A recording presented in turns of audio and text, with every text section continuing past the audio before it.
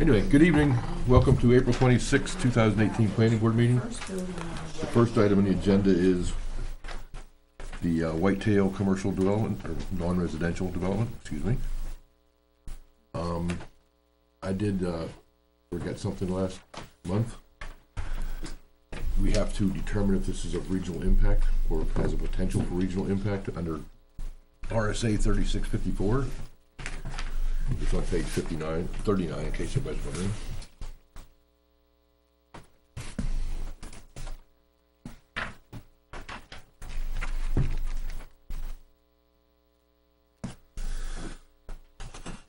Which states, I'm not going to read the whole thing or quote the whole thing, but in this subdivision, meaning this chapter, quote, development of regional impact, and the quote means any proposal before a land use board which in the determination of such local land use board could reasonably be expected to impact a neighboring municipality because of factors such as, and there's a list. And number 5 is proximity to aquifer surface waters that transcend municipal boundaries. And we are over top aquifer protection district, as we know. It also mentions proximity to bordering neighboring towns. Then there's another list of it if everyone wants to read 3655. The procedure, if this board determines it is potentially regionally impacting, is we basically treat the town and the affected towns as an abutter, send them a notice and a planning. And then we have to do it, Chip has to send a notice out in 5 days, and it has to be sent 14 days before the next hearing. And what's the consequence of New Boston, say, being determined, send a notice? To us? Nothing. Cost of a stamp. No, he pays for the applicant pays for the stamp. It says that Does it later on. does it give New Boston any rights? They have the same rights as an abutter.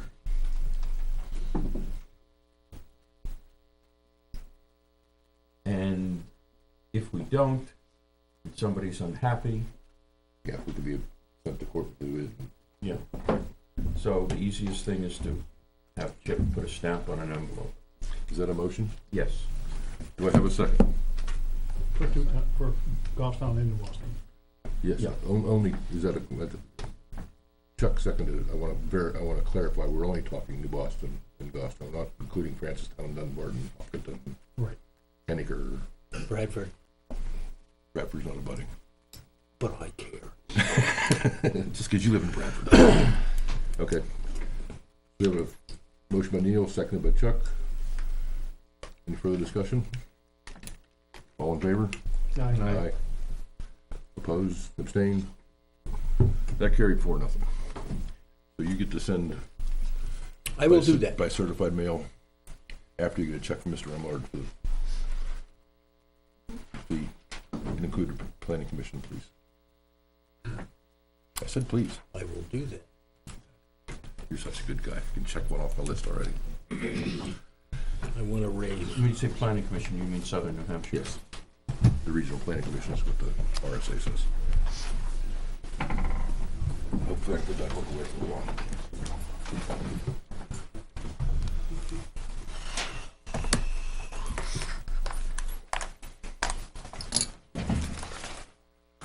And we got quite a bit of correspondence.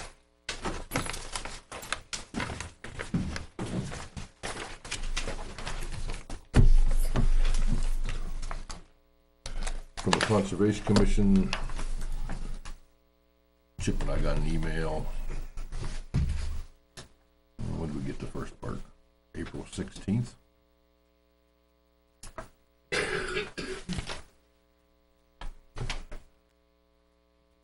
The one concern is Article 29 of zoning ordinances indicates the impervious surface to be limited to 10% unless a conditional use permit has been issued.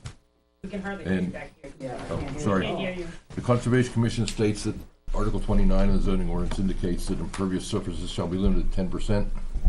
Maybe that helps a little bit. Unless a conditional use permit is issued, and the Conservation Commission Also recommends an engineer be hired to evaluate the impact of the project, which was done. Then we got an email a couple of days later on the 30th. That makes no sense. Yes, on the 16th was the first one. On the 20th was the second one.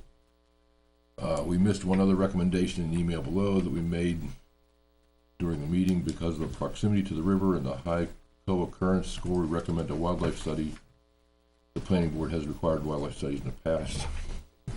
Thank you.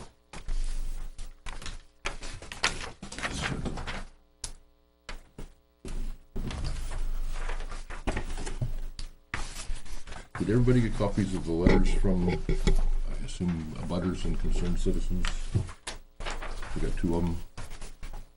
One of them was kind of hard to read, but I was able to get through it.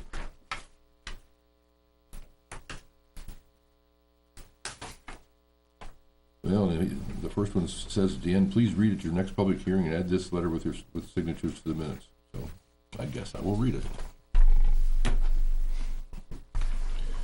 Dear Town of Weare Planning Board, the founding leadership in Weare had a vision for the Riverdale Village that aimed to maintain integrity to a parcel of land that is within the Weare zoning ordinance light commercial 22.2, quote, to maintain the distinctive small town characteristics of the town of Weare and to recognize and protect areas of significant or unique historical, cultural, and aesthetic value from the encroachment by incompatible users, architecturally or otherwise designated village districts 22.3.1, Riverdale permitted uses 22.4.2, like commercial uses. It is Saturday morning and the 18-wheeled haulers are profiting in homeowners' loss of our quiet village. They have been allowed to desecrate the vision of our founding leaders. An impact study needs to be done to address current town use in the Riverdale district. The Riverdale district is in shameful condition currently, and the property owners have little voice to stop impending development that is not in support of maintaining the distinctive small town characteristics. There is a pit in the village with a warehouse, industrial cranes on the road frequently, a fleet of heavy equipment, parentheses, junk, end of parentheses, auto repair services, a precious aquifer of water. The current leadership in Weare must order a study of the current land use and report to the people the findings in accordance with the Riverdale village zoning ordinances. They must be vigilant in upholding the integrity of the village, Riverdale district, by their decisions at the planning board level, the zoning board level, and the selectmen's oversight of land use and management and enforcement, for they impact the future of Weare. It is their job as elected officials to uphold the Riverdale village zoning ordinances. Please read this letter at the public hearing and add this letter with signatures to the minutes.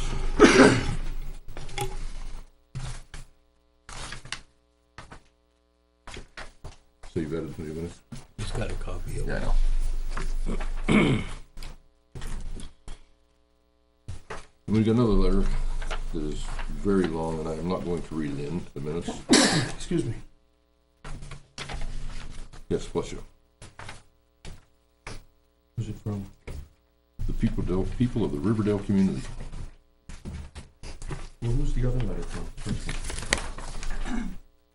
People of the Riverdale community. Okay, what was the date of that one? I can't read it. Here's that next one. Probably March 26th, maybe 28th. March 26th. Okay, thank you. 2018.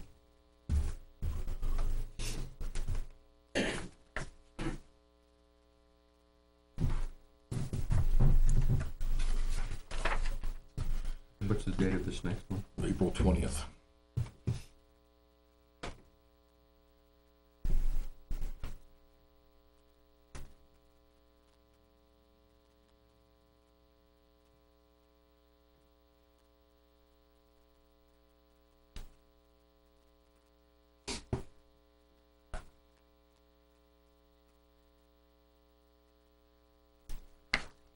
I will certainly read this.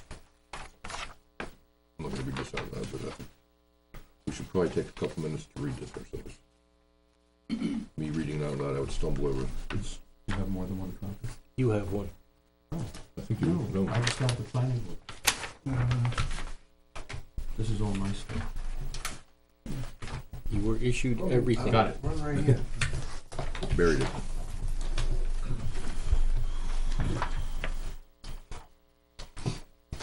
Did the applicant get one of these? No, he did not. Mr. Chairman, Yes. I would respectfully ask that I be allowed to read this letter as well at some point.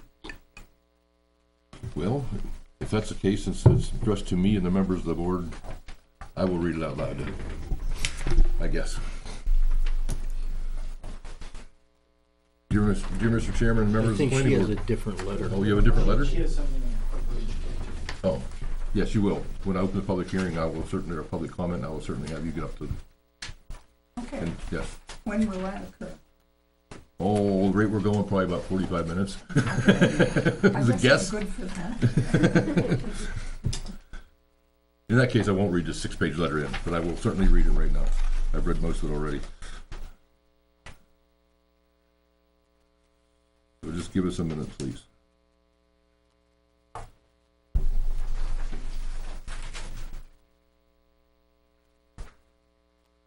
This will take half Oh, hour, yeah, 45 geez, I was minutes. just thinking it's gonna take forever, isn't it? Let's read this after the hearing on our own time, Right. and we'll come back with questions about this. But thank you for the April 20th letter.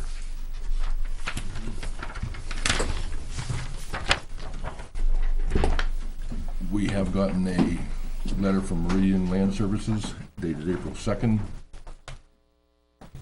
about the plan review they did. I'm not gonna read it either. There's 11 technical comments and questions on the lot line adjustment, mostly on the septic design, and most of it is notes for clarity. There is another 12 comments on the site plan / grading plan.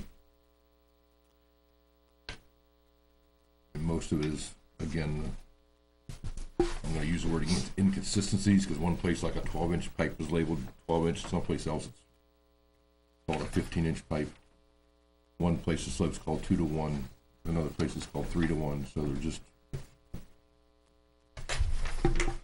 minor things to be cleared up.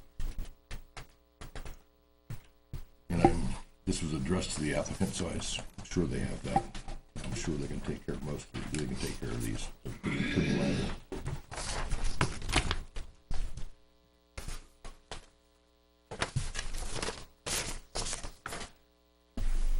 On that note, I do have questions for the applicant, if you could.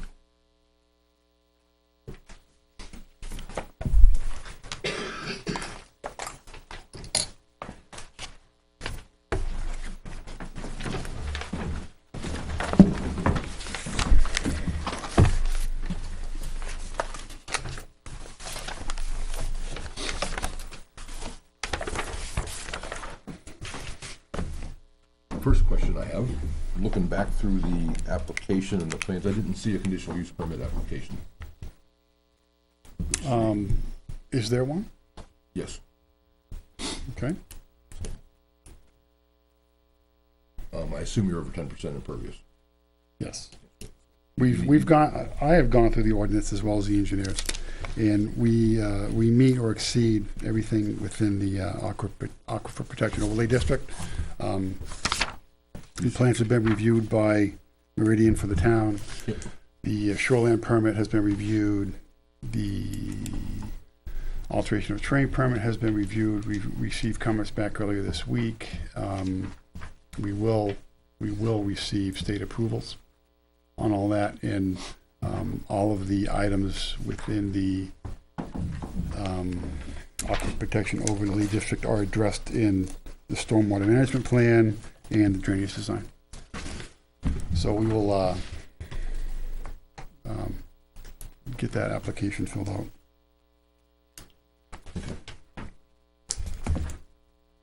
Did you do a profile of the existing driveway to the lot in the back? We Rest did. name? We have that, but we haven't made any revisions or additions to the plans yet. We're waiting to do everything at once, which actually commenced today. So I really don't, I have plans which will be part of the plan set, which I can give you individual sheets, but they aren't, they're just not incorporated into the set yet.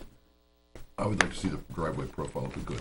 If you're making massive revisions, but I would like to see that driveway, if I'm concerned about the driveway. Thank you.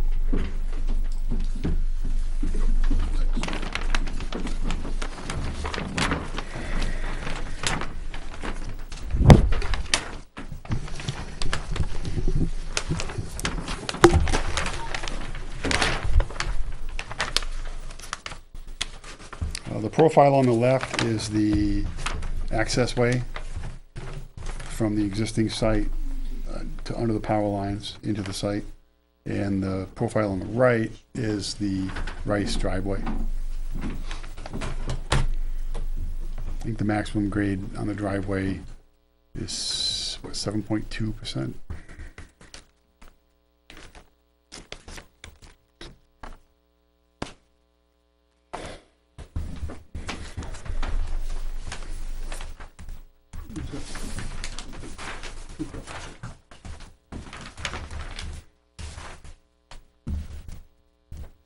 My concern is the existing driveway has about the same grade, I don't know what it is, but for 100 feet. And the proposed driveway is gonna have 7% for 250 feet, roughly? I don't know the stationing, I just got that the other day. 3 to 550 is 250, right? Yeah, it's roughly 250 feet.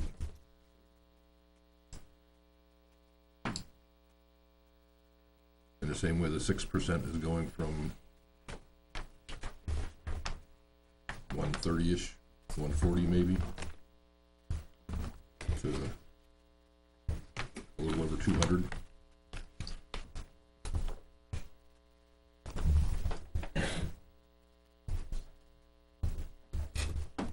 So if it was my driveway, I wouldn't be very happy. But I don't know if there's something you can do about that.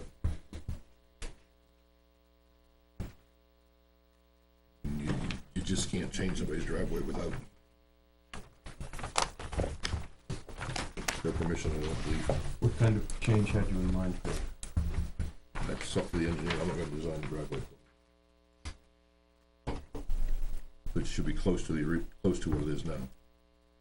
Right now, it's, like I said, it's steeper for a lot, much longer. Getting up a 7% slope for 150 feet is one thing, getting up a slope 7% for 250 feet is a little different.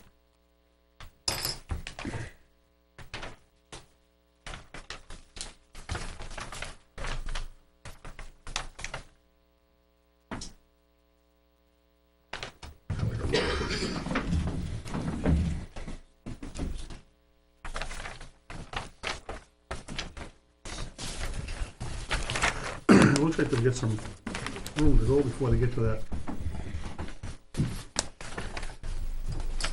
lot line.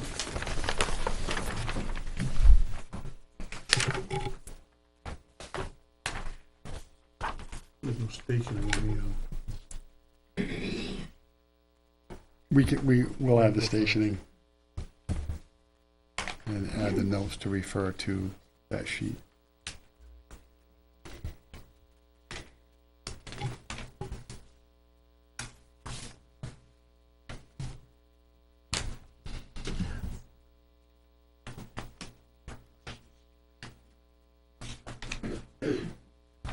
Have you figured out how much extra material is in this site? How much can be removed? That was one of the questions. I had a figure,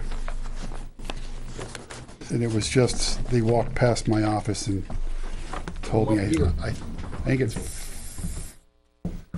43,000 cubic yards of cut and about 1,500 yards of fill. 1,500 yards Yeah. ago, so It's minimal. 40,000. It's basically around the detention basin.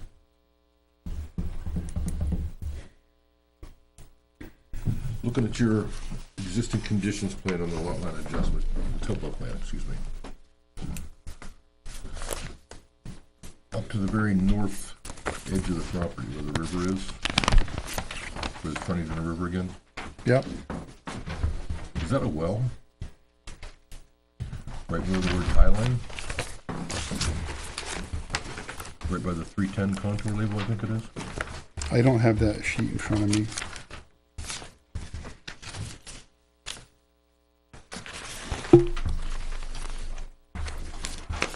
I believe it is. I think that's a drill well out there. It could be an old dug well. It's just barely outside the fence on the side towards the river. I'm trying to remember from the field work. I think there's an old dug well out there. I was just thinking about, we talked about monitoring wells last time, and we talked about monitoring the wells by the side buildings, for lack of a better number, 2 and 3, I think it was, or 2 and 3. And I was thinking it'd be good to add the well beside the oldest building, Yeah, and that one, if it's, I assume it's able to store. I assume it's an old dug well. I don't know that. I believe there's a new drilled well. You wanna see this? Reminder? Yeah, I'll figure it out. It's way out there. But it's away from everything. Close to the river. The one beside the oldest building could tell us a lot about this historical situation out there. Then the two new ones is my thought. Did you say you got the state permit for shoreline septic? We received the review comments, and they're all basically housekeeping items. Okay. There's nothing major. And the subdivision septic, you're waiting for the AOT and the shoreline, obviously. That is correct. Hours of operation, you said 6 to 10 Monday through Friday, 8 to 6 Saturday. That's what is on the existing site. Have you thought about reconsidering those hours? Because Saturday 8 to 6 seems long to me. 10 o'clock at night seems late to me also, to be honest.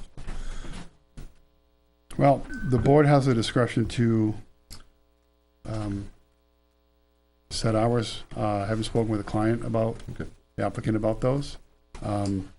Let's see what the abutters think, and see if we can't come to a resolution.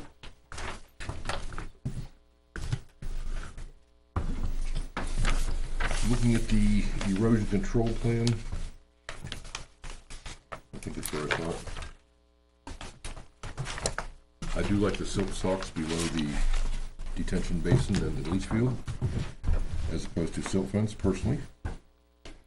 And this is just a question, a personal question, it's not a statement on the plans, it really. Why a little bit of silt fence between the leach field and the drainage basin? There's about a 50-foot stretch of silt fence. You're not an engineer either, so. I'm not the erosion control specialist in I understand. the office, but I can find out. Just curious. But all these comments are my personal comments, not the board's comments. Landscaping plan, you show some,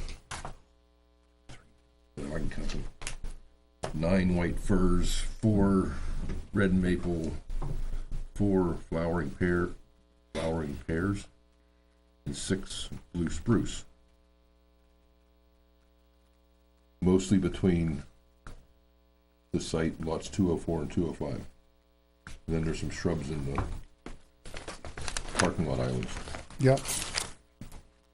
I don't see any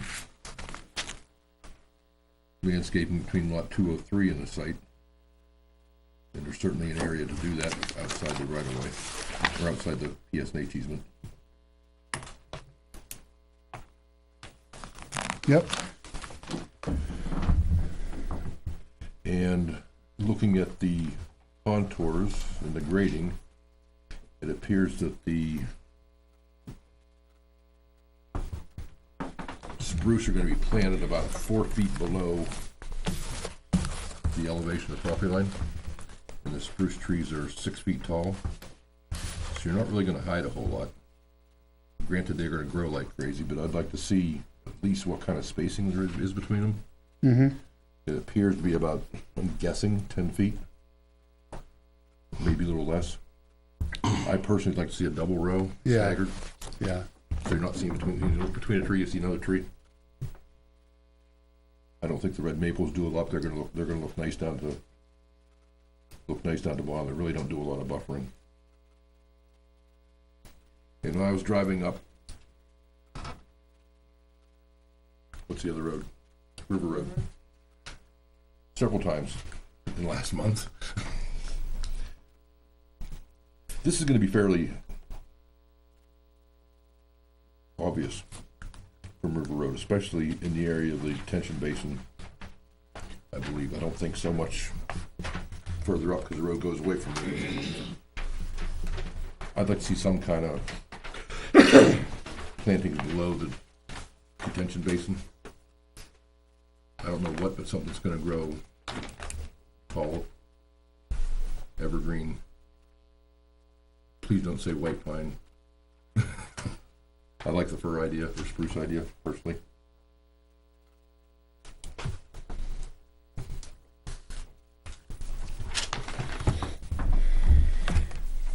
And this is a question for Chip and the whole board. I don't know if we can do this. And this is before I read all the letters about trucks.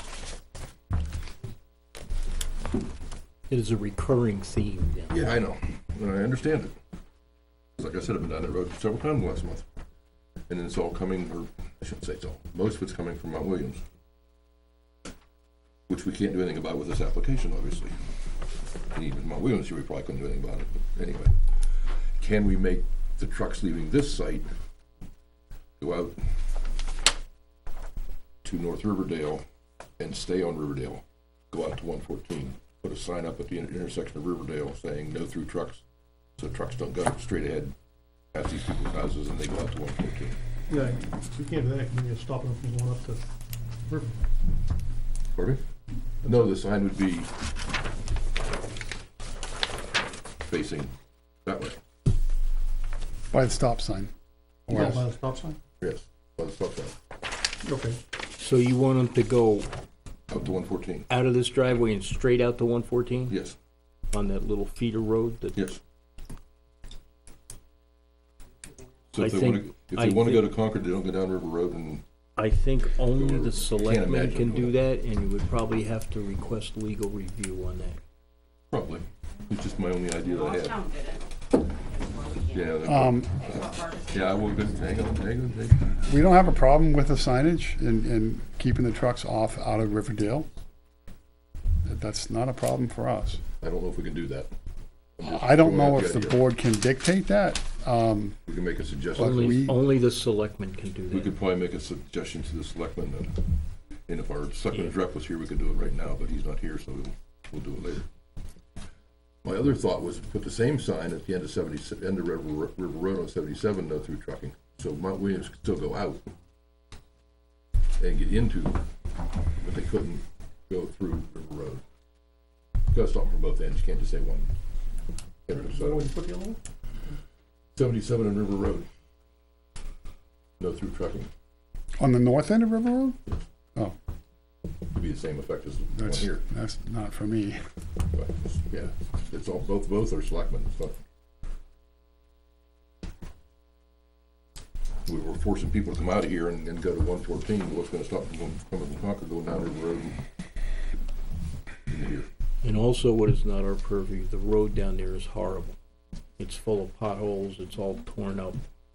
Yes, it's not the best. So again, selectman, road agent type You're of. talking about Riverdale Road. Well, and River Road. Well, When there's certainly- River and Riverdale come together, that's an absolutely horrible corner. There's certainly worse roads in town, but it's not one of the best, no. So if you could put in the minutes something about contacting the selectmen about a possible something with the truck traffic, get them out to 114. Remediation of continual truck traffic. Wow. What he said. 11 months, Well, we're not dealing with continuing truck. and you'll be out of words. No, we just don't want to make it worse. Right. I don't think we can do anything about Mount Williams. And I don't know what could be done about that, but at least this traffic we can keep and get them out to 114. Get them on a state road. And with all of the things that have happened as far as New Boston closing roads and Goffstown closing roads, there were always other avenues available Yes. for trucks and vehicles to get through. So the closing of that one little strip would be impossible because there's no other way to go. But you might be able to remediate what goes through there. No Jake brakes would be a wonderful thing. I'm sure that people get woken up in the middle of the night with Jake brakes getting cranked on. Yeah, I don't know how that'd be tough to enforce it. No, but the only thing we do is ask them to put a sign when we start down Oil Mill Road to ask drivers not to do that. That's on their property, we could certainly, A lot of times when you go into an urban compact, which that village is, No, it's not. It's not urban combat, by definition. By definition, that is correct. it's close. But anyway, It's a village, in it's a village village district. in town. district like that, Yes. they can post those no Jake brakes allowed. Again, selectmen have I was to gonna do say. that. So a lot of, all the truck stuff that you would like to get remedied by this application has no effect on this application. No, but getting these trucks out to 114 and no Jake Yeah, well, braking it could is, help. it is a venue that some type of it's not- dialogue it's not should be gonna make opened with the selectmen Yes. via the planning board. One more question from Mike, at least for now. You show on this plan, on all the plans, some kind of hatch pattern around the oldest existing building? What is that?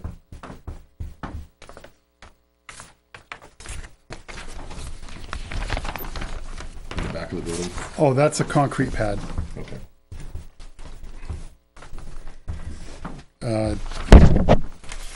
There should be a legend in the plan set someplace, but I we can I didn't look real hard, but I did we can look. label it directly. I might have missed it.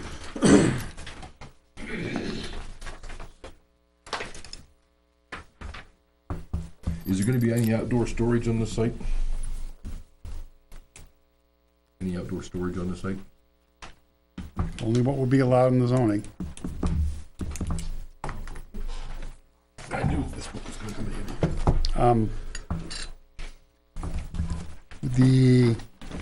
The Aquifer Protection Overlay District, within that ordinance, it allows the town to inspect once a year the sites, to be paid for by the landowners that are subject to the Aquifer Protection Overlay District rules. And our thought is to have specific notes on the plan regarding the Aquifer Protection Overlay District and what is excluded, what's prohibited. But also, this is gonna be a condominium, and that would be written into the condominium documents, which were supposed to be delivered to my office today, but they weren't, in draft format, which there will be a section in the condo docs for compliance, one with the approved site plan, two with the zoning ordinance, which would make specific mention to the town's ability to inspect and have the owner pay for that inspection. And that gives the town, or CHIPS replacement, the ability to Thank you. inspect on site to ensure compliance with the ordinance, which I'm sure everybody in this room is concerned about. There are mechanisms in place. It's not, not making it up. It's there.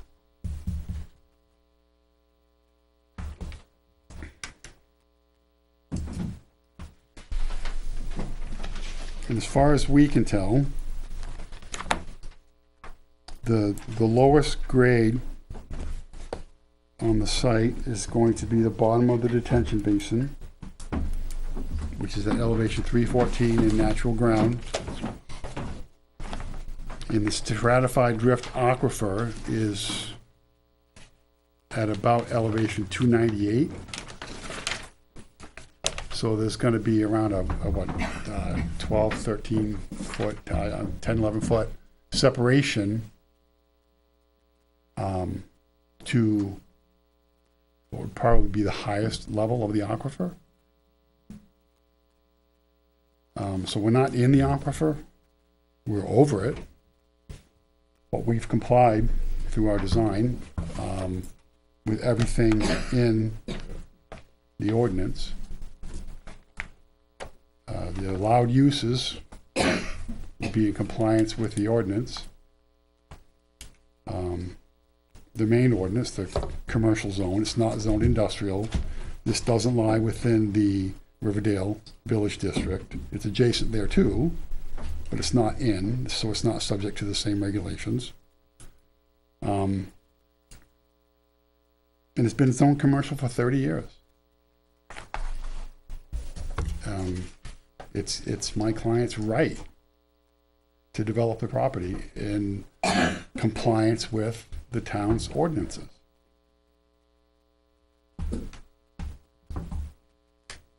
I believe we've done everything, other than a few housekeeping items, initially anyways, to satisfy the rules. That having been said, I think I will go sit down. No, I got it. Hold on a second. I got a couple. After your question, I will go sit down I have and another one to go. let these fine people have their say. You just mentioned condominium. Are the existing buildings gonna be part of the condo? Yes, Okay. Are you saying this is going to be condominiumized? yes. Is it gonna be condo per building or per bay?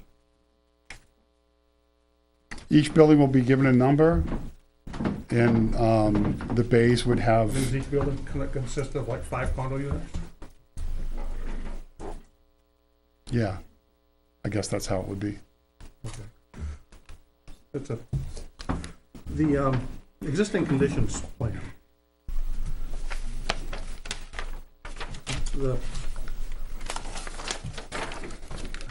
You kind of,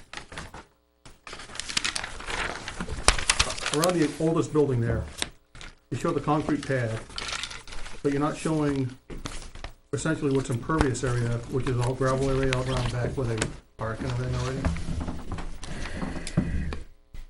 Underneath the easement, public service easement, there's all kinds of parking area there that isn't designated on here as that. Well, that whole area in the fenced-in area, there's not. No, not underneath the public service easement.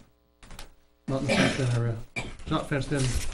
underneath Oh, the- I'm sorry, under the public service company Yeah. easement, yeah. Up against that driveway, I mean, where the slope comes down to the pad elevation there, there's vehicles and equipment parked in there, so it's obviously a parking area, but it's not shown on here that that's the case.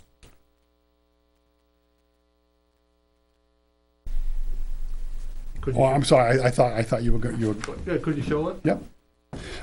that's the daily storage of vehicles in and out for repair and welding, so it changes, but I will label that area.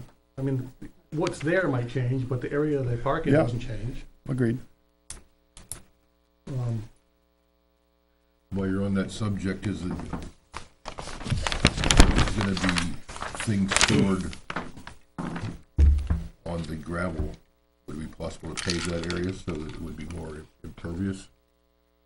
I know compacted gravel is impervious, but somehow to control the runoff off that area so it gets treated? Since and I think we have the rights to ask that because the site plan is for the whole property. Yeah, particularly like he's not gonna condo the whole thing, the site plan really needs to be encompass the whole property because he's making a site plan for the whole condominium development? I was gonna bring that up anyway, but that's in here, but I would like to see if things are, if items are gonna be stored outside, I would like to see, personally, I'd like to see it on some kind of paved concrete something, rather than compacted dirt. Even a dumpster should be on a pad of some sort.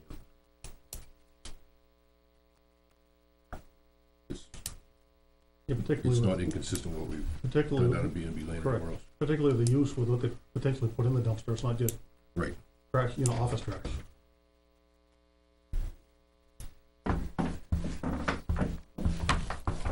We've listed the uses per the chairman's request that are contained within the existing buildings, and all those uses comply with the zoning ordinance. Yes. So, I'll show what you want, and we'll talk to the engineers about those surfaces and designating appropriate storage areas. Because what's not gonna be parking out there, we'd like to get landscaped so that they won't park on it.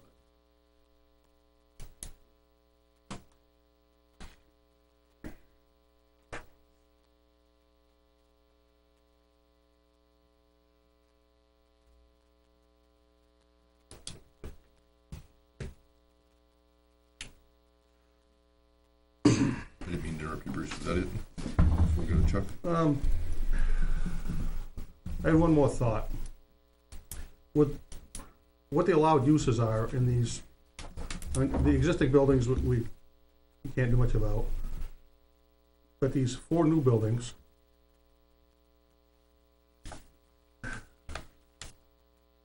I've thought about the idea of, to prevent anything from coming out of the buildings, liquid-wise, is to put floor drains in them with storage tanks outside. They don't have to be very big storage tanks, because if you don't intentionally dump anything down the floor drains, you don't get much in the storage tanks. But that will prevent people from washing vehicles in there and rinsing any oil out that's on the floor outside, because they fill those storage tanks up fast, they're gonna be paying to put them out.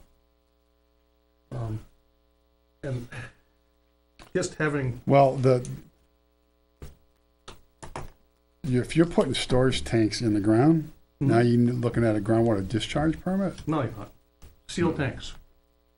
No, you're still on the ground, you're subsurface, you're gonna need a groundwater No, discharge there's permit. no, It's a different permit. it's a for different storage department tank. altogether for a storage tank, it's pretty easy to get, we I just know. got one for the town for the DPW building. Yeah, I got one for a client.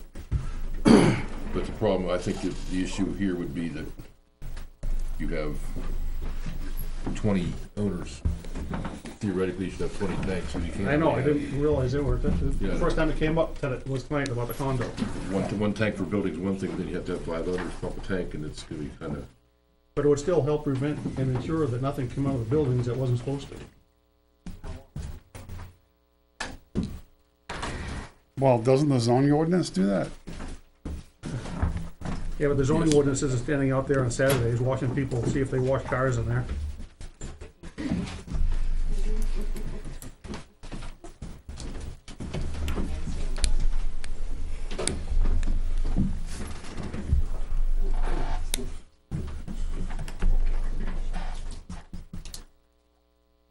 I mean, I'm open to suggestions on how to handle that, but that was my thought.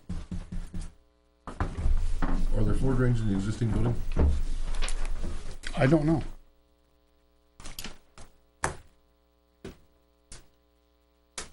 Not in the new one. I don't know what's in the old one.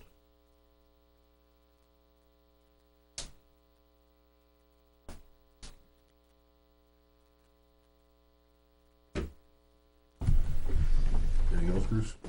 No, that was it? Mr. Chuck? Yeah, I had a couple of things.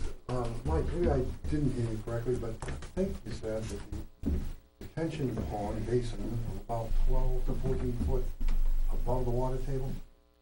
Where we believe the aquifer to be, yes. I mean, it seems to me that whatever is in that retention pond is going to drain down through into the aquifer.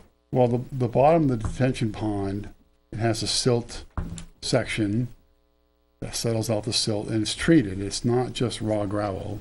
It has vegetation that's going to trap certain sediments.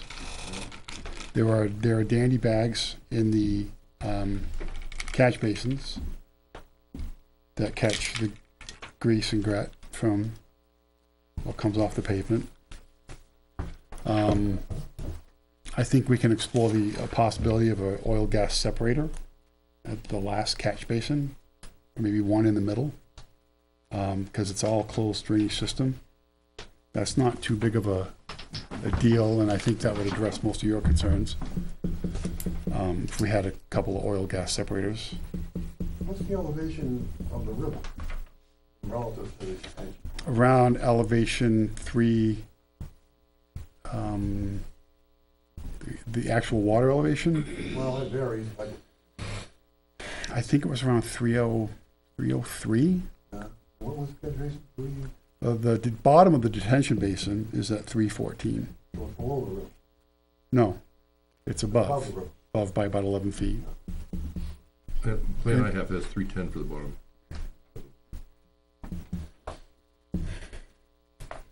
Yes, sorry. The leach field's 314. So that's 7 feet? No, it's, we think that the aquifer, So you said 303 for the river and 310 for the bottom of the retention pond. well, yeah, but that's the elevation of the river, not the aquifer. Those are two different numbers. Okay, what's the aquifer? At around elevation 299. 399? 299. Is there some way, Mike, checking under that retention pond to make sure that there's no leaching of any kind occurring? Well, we did test pits at the site of the leach field and the detention basin. It's all virgin ground. Looks like you do right in the middle. Right, as time goes on, things could change, right? Well, they could, but that's why we have a stormwater management plan and a maintenance plan that would be written into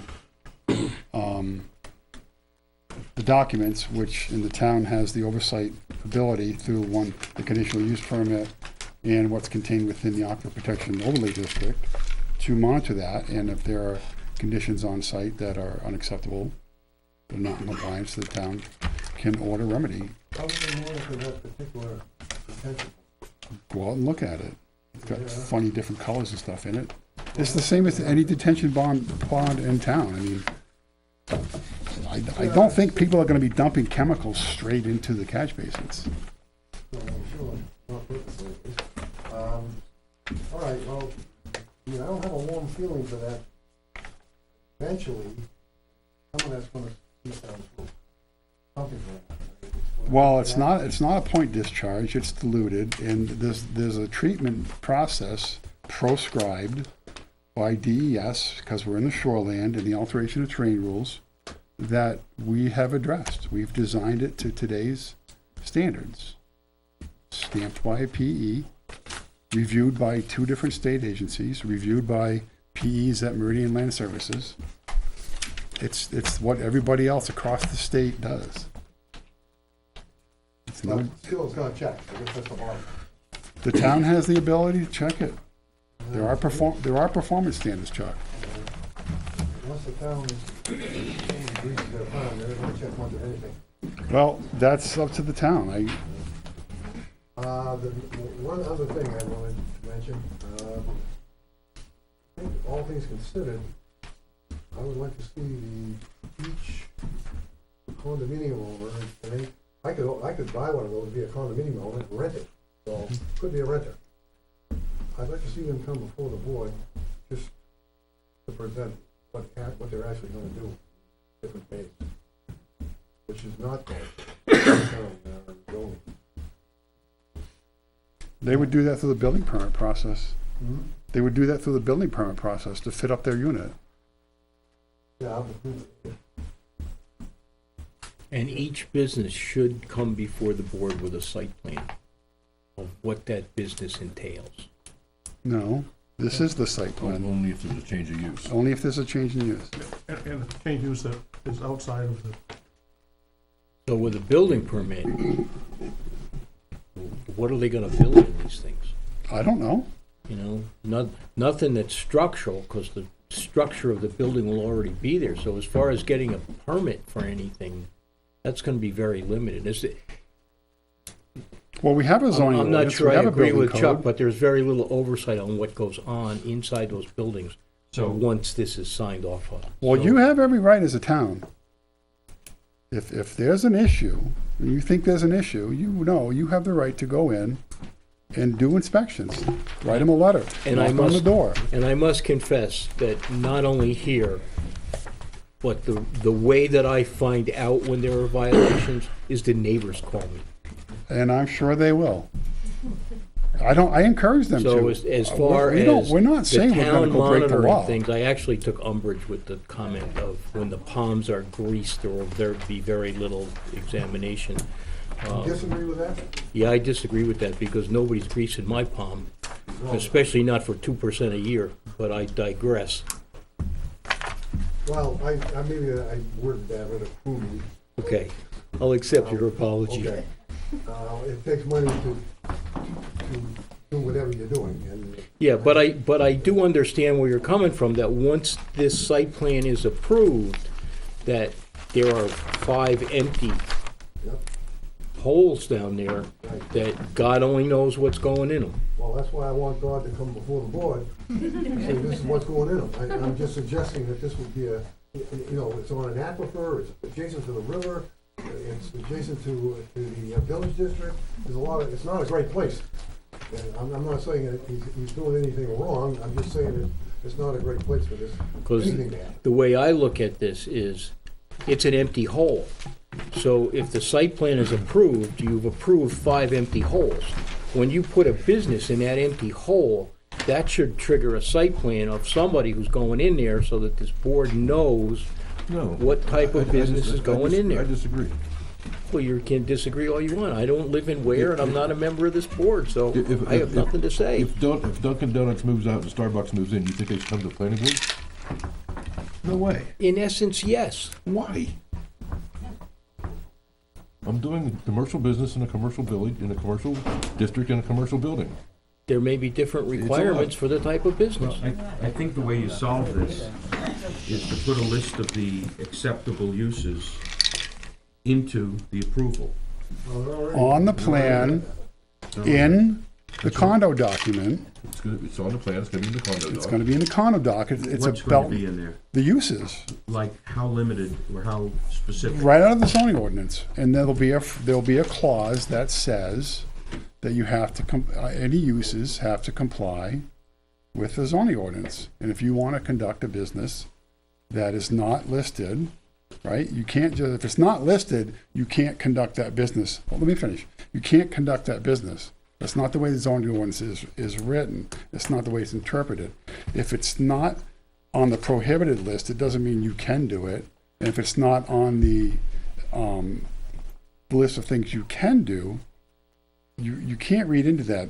Those are the words that the town people voted on. You can't add or detract from that. So people can't just come in and do whatever they want. So our approach to satisfy the board and to satisfy the neighbors who have legitimate concerns of what's going to go on site is you put the notes on the plan, you put that section in the condo docs, which is recorded. Every single person that buys a unit or a building and rents them out is fully aware of what goes on site and what those restrictions are. And the other thing is if you have multi-tenants and multi-buildings and they all are paying their taxes and they're all subject to the same rules, if you have people on site, they're gonna cause everyone to pay money to remediate situations, they're gonna call Chip and get them stopped. Mike, the likelihood of anyone being called out on what's in those buildings is remote. I'm not gonna walk down there, neither is anyone in this room, because we'll be bounced out the door real quick. So, there's different ways of doing Well- different things, the right way, the wrong way, and their way, maybe. My thought is that there are gonna be people that buy these units They're environmentally conscious. And if they see a neighbor that's doing something that they're complying with and the neighbor's not, through the condo docs, people are gonna speak up. You can't discount that. You can't say no. We can't sit here and go, well, it's obviously everything worst case scenario, so you can't do anything on site. That's why we have a zoning ordinance. That's why we have an aquifer protection overlay district. That's why we have site plan regulations and a checklist to review engineers. Well, I would like to add that layer of protection nonetheless. That was just something. You already have it in the zoning. No, we don't. They have 50 different things. I don't know which one's going in or how they're gonna do it. That's, They don't have to come before the board. that's the, no. Okay, I suggest they do come before the board. This is what I was trying to get at before on page 1330, under Article 24, Commercial Zoning District. There's permitted uses and special exceptions, but the permitted uses, retail and service establishments, including but not limited to. Well, that's pretty vague. So, Then rewrite your zoning ordinance. well, we can, in effect, define what those words mean for this particular application. I don't think so. Why I not? don't think so. Where are you reading? That's spot Right over zoning. here, 2435. That's spot zoning. That's unconstitutional. No, we're not spot zoning, we're being very prescriptive that in this area with these conditions, No, you have to He's change trying- you have to change your ordinance, Neil. You can't do that. You can't pick and choose. I'm sorry, but you can't. What can't we do? We can't actually. You can't tell someone who's in compliance with the zoning ordinance what they can't. You can't add a special list Just for ask them to special come in and people. Explain what they're doing. I'm not The- suggesting that we're gonna do it down. That's not in your ordinance.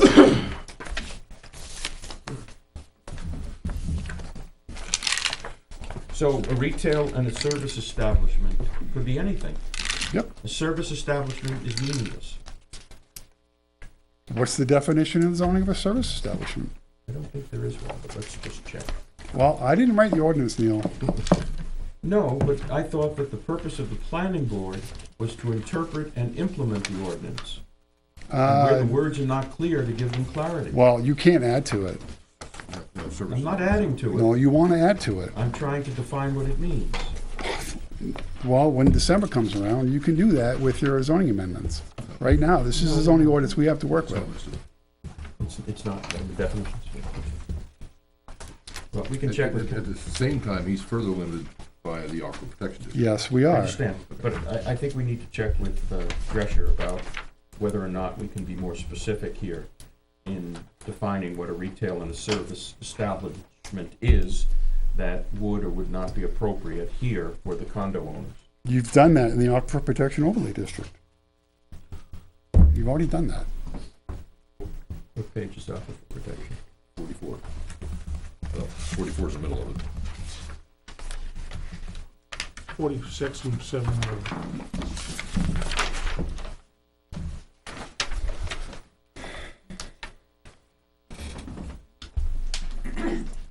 A comment and a question while he's looking at that. The condo docs will have to be reviewed by the Yep. town attorney, of course. Which Yep. would be paid by the applicant. Yep. I don't see any snow storage anywhere. Snow and salt and all those kind of things is one of my concerns. You can store snow from on-site, but you can't use the site as a snow dump. I didn't say you couldn't store it on site. I'm saying where is it gonna be stored? For clarity. In the retention pond. No. Wow, Chip, Boy, you're asking for throw trouble. in those fireballs. Well, that's where it's gonna end up. No, it's not. No, it's not even close. And I think we really need to consider the site, even the existing Yes, conditions as a whole site plan because of the condo implication there. I think the overview plan for the site plan has all of that. But we'll go through it and make sure that everything's properly labeled.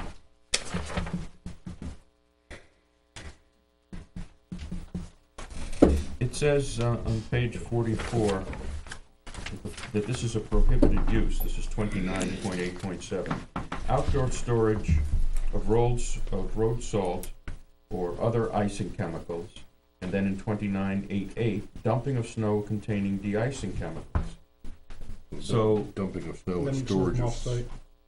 dumping of snow and storage of salt is different than salting your driveway. You're gonna tell people they can't plow their driveway and No, Salt no, it? no.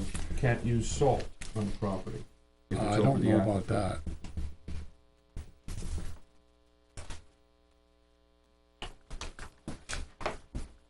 This is salt storage. No, that's storing road salt, I understand that, but this is, the next one is dumping of snow. And it doesn't say only from off-site. He's not dumping snow, he's Plowing spreading salt and sand on the driveway. You mean dumping has to be from a dump truck? I would assume it's hauling snow into the site. That was my interpretation of that. Which I don't, You which may I- be right, but I'm not which sure. I don't understand why 29.8.12 is there in that case, but that's okay. What's the difference between development and operation of snow dump and dumping snow containing de-icing chemicals? Still no difference. Well, I could give you the difference as I just was. Well- That dumping of snow means you can't use salt on your property and plow the snow and put it in a pile. On someone else's land. No, on your land, because you're over the aquifer.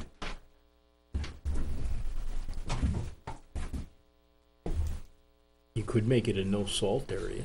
Yeah. Just let them sand it.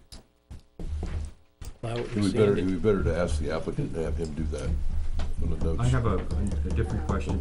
Mike, what happens if as a result of an accident or whatever, or salting over the years, it turns out that the aquifer is impacted and it's polluted and it costs a fortune to try to clean it up? Is that the responsibility of the town, or is that the responsibility of Mr. Remillard? It would be the responsibility of the polluter. Well, the problem is we can't identify the polluter because it's probably from more than one. The condo association, condominium. the condo association is an entity. Mr. Remillard is not gonna be on this earth forever. So it's the, So The we con- can put in here language that makes it clear that damage to the aquifer is the responsibility of the condominium association, and require that they have enough insurance to cover the cost of remediation. I'm not sure you have that authority, because you already have the, I certainly wouldn't be in favor of that, but there's other people on this aquifer besides the condo association. Yes, but assuming that the condo So you're assuming- association can be shown to have been responsible, one of its members, for the pollution. Because if that's not the case, then all the rest of us pick up the cost. No, I think it's that way anyway. What's the name in Merrimack's footing the bill for that? Yeah, but I agree. I think that's the way it should be. I'm not sure I don't know why they're doing that, but I would be more comfortable if we put language in here that made the condominium association responsible if they are the cause of the pollution that adversely affects the aquifer. If you don't do that, then all the rest of the taxpayers are gonna pay for the cost of these. I don't have a problem with that, as long as we make sure And we we- point we- out that one of the condominium unit owners is responsible. And leave that up for legal review. I think Yes. I think it's pretty hard to have the association when there's gonna be roughly 30 owners. That's- Potentially, Owner of unit 28 accidentally spills 5,000 gallons of, Condominium Of association's gasoline. responsible, their insurance policy pays. because one owner messed up. That's what Complete happens. accident. Or have 30 individual policies. I would certainly assume the condominium association is gonna turn around and sue that one owner, and it's gonna sit there and nothing's gonna happen. It's gonna sit in court forever. Yeah, but that's why you want insurance, so that taxpayers aren't responsible. Well, I don't disagree with you. I'm not sure that, we need to ask Mr. Drescher about that. Make a list. I'm trying, except I got questions on one side and questions on the other, and the answers on the other side. My sheet of paper only has two sides. He doesn't And come to work and until only 10 have- o'clock in the and morning, only you have two know. colors of pen, red and blue. Drescher gets his own page.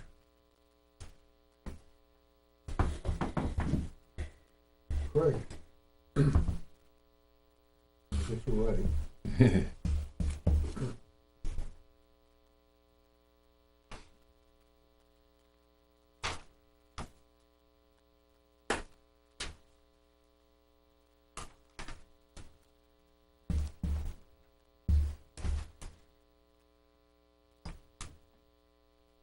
So, let's just back up to this whole, somebody messes up the aquifer. You have to prove that the unit owner polluted the aquifer, and then the association's responsible. Is that what you're saying? You don't have to prove the specific unit owner. You have to prove that the aquifer is polluted and that the pollution was caused by somebody on the property. One of the 30. And the insurance company will investigate to see who actually did it, but the insurance company covers that entire thing with a blanket policy. Right.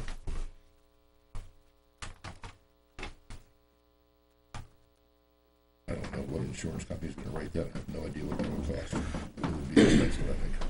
No, not that I know.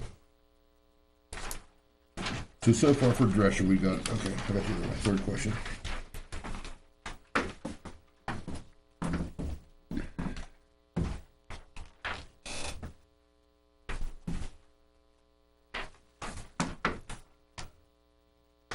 I think you probably put something in the condo documents that the condo association had to maintain a policy with a X amount of limit of liability or something. That, we would say that in Yeah. the, Chuck was first. Yes, Chuck. To back up a little, I'm not suggesting that we ask prospective owners or condominium owners or renters come in, that we're gonna somehow change the rules for them. I understand they live under the same rules. I just think it'd be worthwhile to see, they're just gonna present what they're gonna do. I mean, if I'm gonna go down there personally, I wanna come in, I wanna be on the up and up, there's nothing to worry about. We might have a good suggestion, there might be something that catches our eye. I mean, and otherwise, they go in there, and there's no retribution, there's, you know, we're stuck with it, no matter what they do. So, ordinarily, No, that's not No, true. we're not stuck with it, no. There is a cease and desist order that somebody can write. well, And okay, let's suppose that we don't do this, okay? Your place is gonna fill up. Yep. And then I'm gonna sell my unit to whoever. That triggers a site plan? only if the use changes per the site plan If the use regulations. changes. What's that, Chip, that's, If they pave more, Chip, what's that, when a change of use occurs, well, if a change of ownership on a condo unit occurs, and it goes from one mechanic to another, do they have to get a building permit or occupancy permit or anything? No. What about if it changes from someone is in there, an auto mechanic, and someone wants to open a bookstore?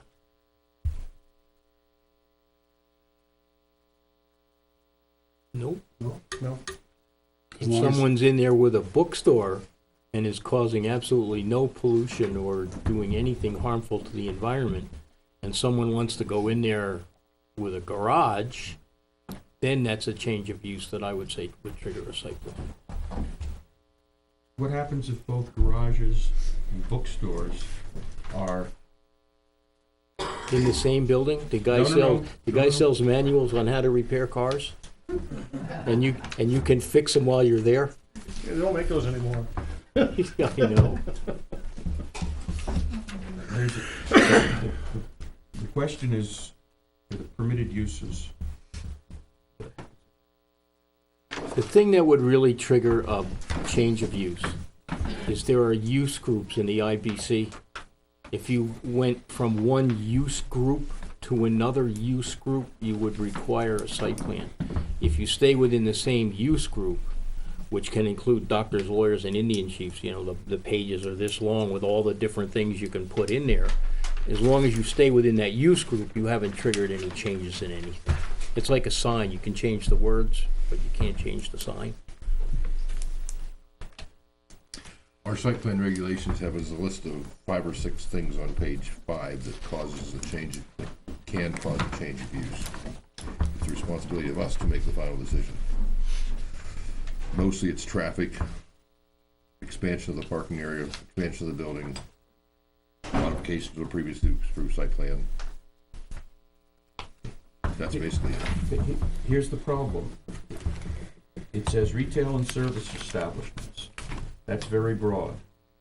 Anytime a new condominium comes in or the same owner decides to go into a different line of business, a bookstore and a garage are categorized as retail and service establishments. So you could go from a bookstore to a garage or vice versa and not trigger, and not be in violation of the commercial zoning You district. might be in violation of the use groups in the IBC. I tried to explain this to you guys once, a whole bunch of years ago. And I disagree about the whole And- IBC and thing. you having told any me I effect. was That's crazy. all right. I think you are, but that's beside the point. Because that has nothing to do with the planning board. That has to Right. do with me. And some of the problems you might run into with that is fire protection between units and things like that, if you have, Yeah, so you've got a bookstore. Which is worse, a bookstore or a garage? Which is more flammable? You start a fire in a bookstore, that's burning to the ground in a matter of minutes, because all those old dry pages are gonna go poof. Where the garage, if it's diesel, the diesel fuel might not burn. Really? You can throw a match in a diesel tank and it won't light. What about all these guys who use diesel fuel to start their, All right, come on, let's bring it back to Really back in. where we're at. Yes, please. Thank you. is it my turn? If you want to, if you have something else, yes. Okay, I'd like to go back to the trees. The purpose of the trees is not to plant trees. The purpose of the trees is to create a screen such that the activities and the buildings that are being constructed are not visible from the historic No, district. that's not true. Not true, but That's what I thought the whole purpose of them was. Just the not visible word is what I don't see anything. We here. can't I don't consider see- aesthetic issues I here? don't see anything about invisible in here. No, I understand that, but we can't consider aesthetics? Sure. Well, Yes, we can. We my certainly vi- can. my vision for aesthetics is that if I lived in the historic district, I don't want to see this commercial project. maybe the town shouldn't have zoned it commercial. Right, so the planning board would We- require that a screen of trees such that in all seasons, that those buildings could not be seen from the historic district. Show me what that is in the ordinance. I'll find these. I Well, don't have it at the it moment. There are, is up to the planning board's guidelines here, it says that someplace. Then you better tell every single person that comes in this planning board with a commercial building that they have to shield it from every single person in town. no, not everyone, but some. When it's abutting an historic district, it's different from when it's abutting Route 114. So the town zoned oil mill, and then they zoned this property commercial. Who created this? We already have a buffer. We're not touching 150 feet. Most of the buffer, Mike. No, we did not. Yes. No, we did not. 24.7 of the zoning ordinance, buffer strips. In a commercial district, any new commercial activity shall provide for and maintain a strip of native plantings approved by the planning board along property lines and boundaries, including road frontage, that may be required to act as a visual screen and/or sound buffer as appropriate to the proposed development or activity. The landscape plan shall be shown to provide for a visual appealing green space that softens the view. Softens the view, not eliminates.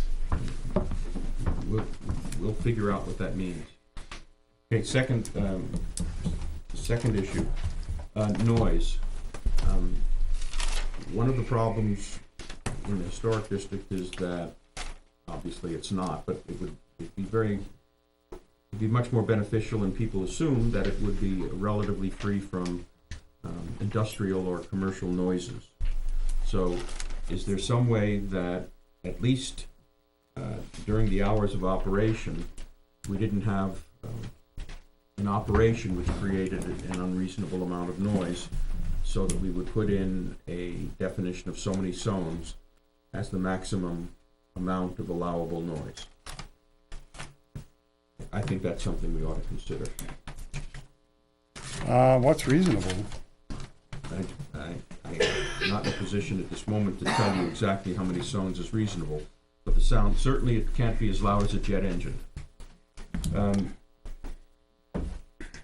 The other thing is hours of operation, which was mentioned before. There's gotta be a balance, and I'm not sure what that is at the moment, but I don't think, and I agree with Craig on this, I don't think the hours that you put down there, 10 o'clock on a weekday, is reasonable. Well, that's what is out there now. That may be, and it may be time to change that. That's on an approved site plan. And through negotiation, I think we can come to a reasonable, a compromise. But it's gotta be reasonable. It's zone commercial. But one of the things you can do is allow a certain amount of noise during traditional daytime hours, 9 to 5, 9 to 6, and then lower noises Agreed. for later hours. Like, after 5 o'clock, no working outside. It's gotta be inside. And also the Yeah, noise coming from we've done inside that on can't other- exceed. We've done that in other site plans in town, and that's not a problem. I have no problem with that. I get it.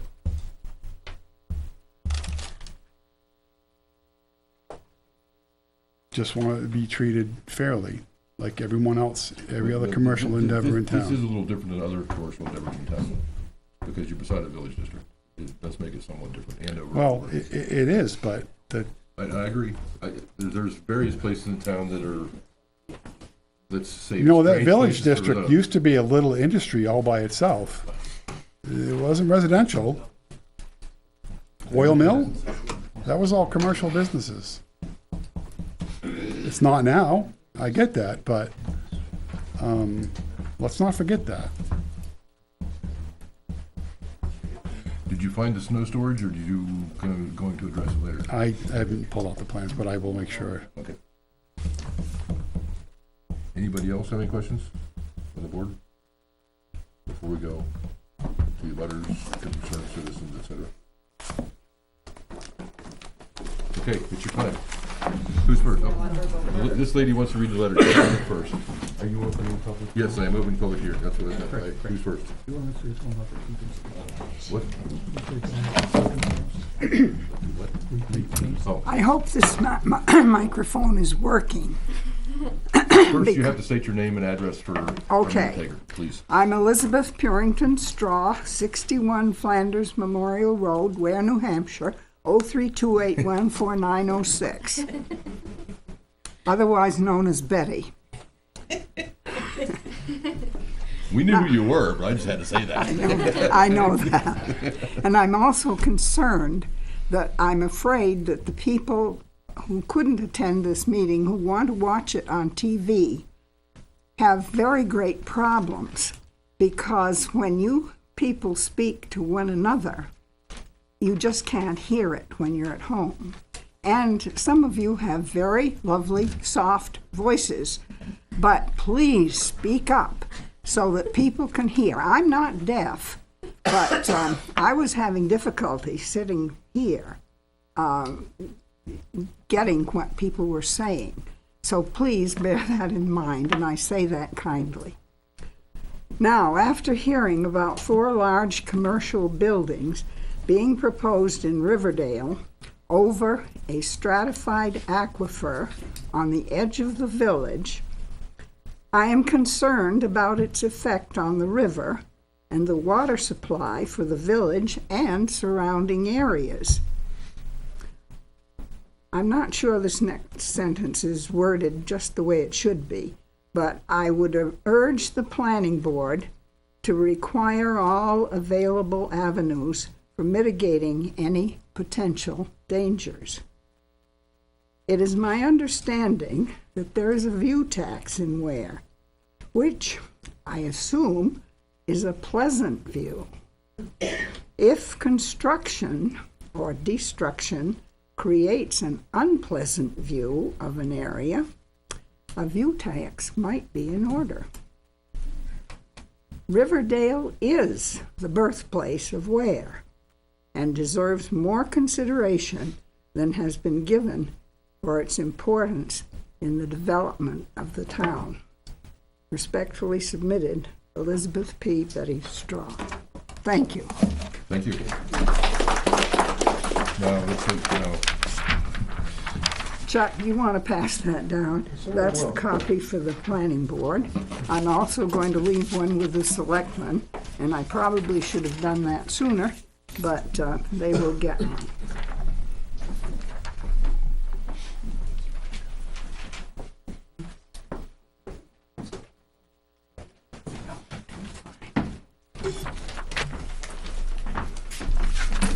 yes, ma'am. Hello, Vicki Rice, 387 Riverdale Road, 385 Riverdale Road. I'm concerned about the change in my driveway, the length that it's, or the amount that it's going to be taken down, and the diversion that's being made in it. Have you seen the plans? Yeah. You just got, I've seen that, lovely picture. But it's, if you look where my driveway is now and where it's being moved, I don't know that that's, You looking for larger plan? yes.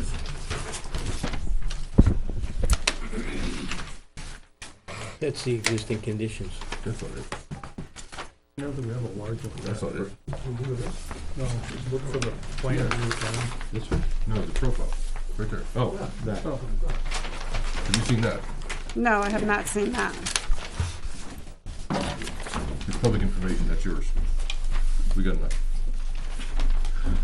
That shows on the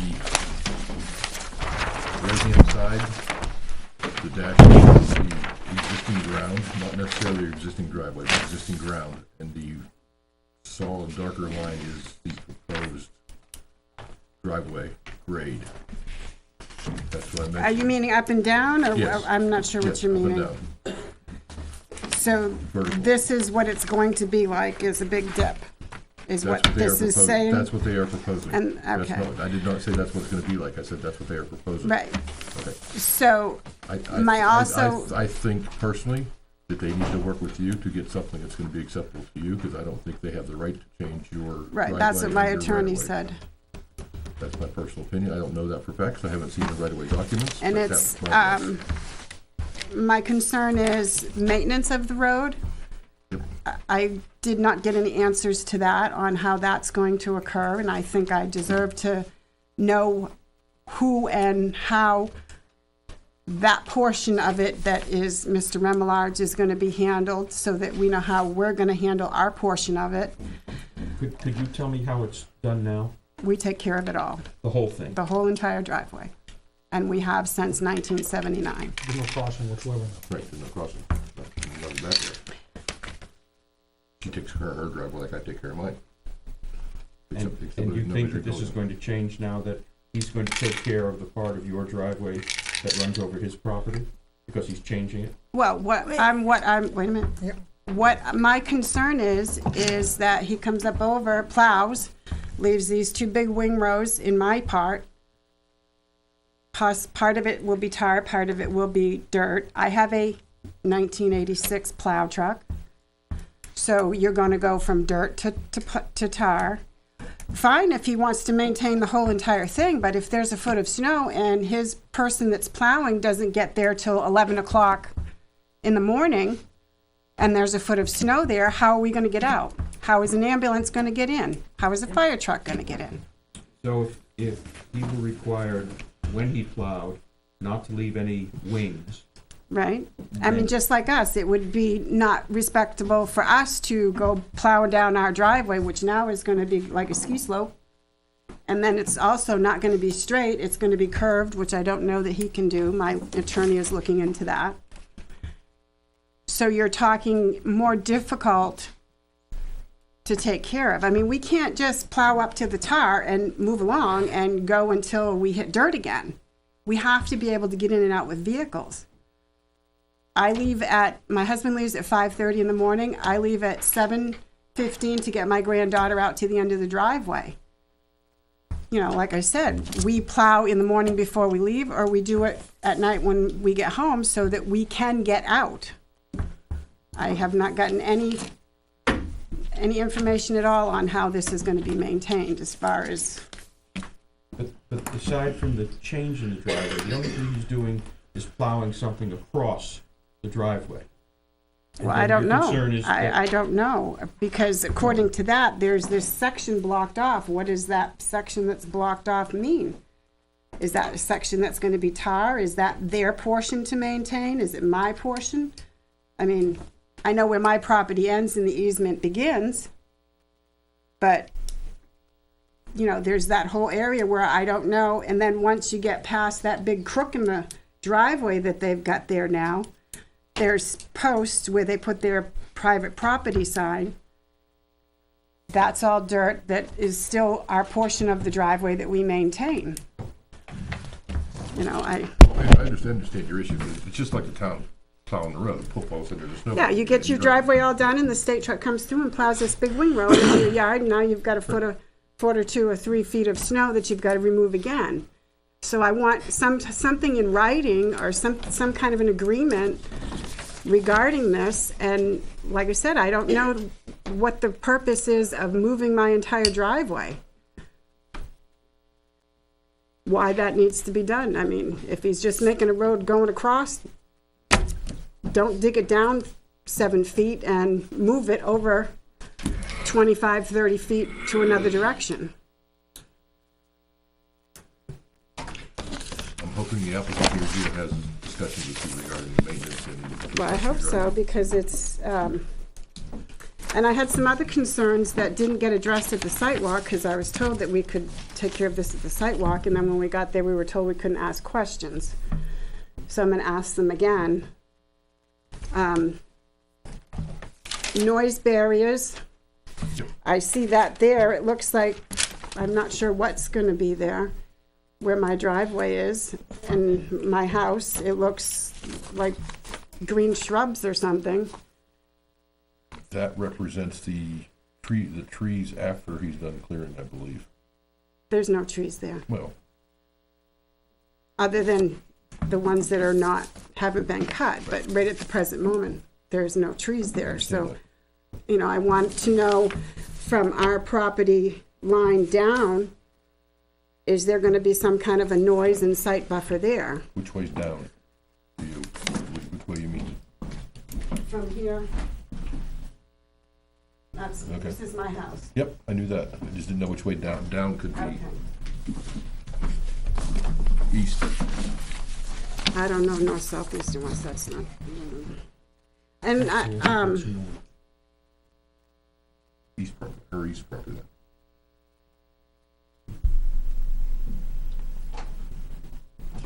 and the other thing is the effect of the grade. If they take it down to that point, the ability to get in and out of my driveway at that depth. I mean, it's not a runway. You can't do 50 miles an hour and get enough oomph coming down this hill to shoot yourself up over the other hill and out the end of the driveway. I mean, you know, that's 7 feet may not sound like much, but when you're trying to get in and out of your driveway in the winter with snow in it and trying to get enough speed to go down this first hill to get enough speed to get out the second hill. I mean, I do have enough I understand. hills in my driveway right now as it is. Let's see. Like I said, I'm not sure he has the rights to do that, but that's up to your attorney, him and. everybody Yeah, else to get some kind of my agreement attorney's that way. looking into it to see what exactly can be done. Snow fences. First snowstorm we had this year because of the trees being cleared. Came right through between the buildings, the snow blew, because it's fluffy snow. There was 5 feet of snow, we call it the hollow, where he would be putting this even 7 foot more deep trench. There was 5 feet of snow there that Neville's had to remove with the loader that had blown in. So, you know, I questioned regarding snow fences, so that on the portions that is open wide, we need something to help slow the snow down when it's fluffy. Unless he plans on just he being the one to take care of that.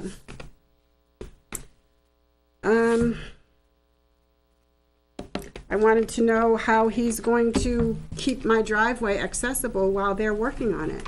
how am I gonna get in and out while they're digging it 7 feet down? I had an ambulance at my house once this week and a person brought to the hospital twice in a car due to health issues. I can't have them sitting out at the end of the driveway while whoever's working on it fills it back in so an ambulance or a fire truck can get across it. Or I can get out to get my granddaughter or get my, It doesn't matter what, if you wanna go out and get your mail, you have to be able to go. out and get your right. mail. So how are they gonna, how is that going to be addressed? And I got believe they were nothing. going to address that in the next set of revisions, but I don't know that. We'll see. Okay. I know it's been brought up, I brought it up, you brought it up. Water supply, obviously, if, depending on what goes on with that.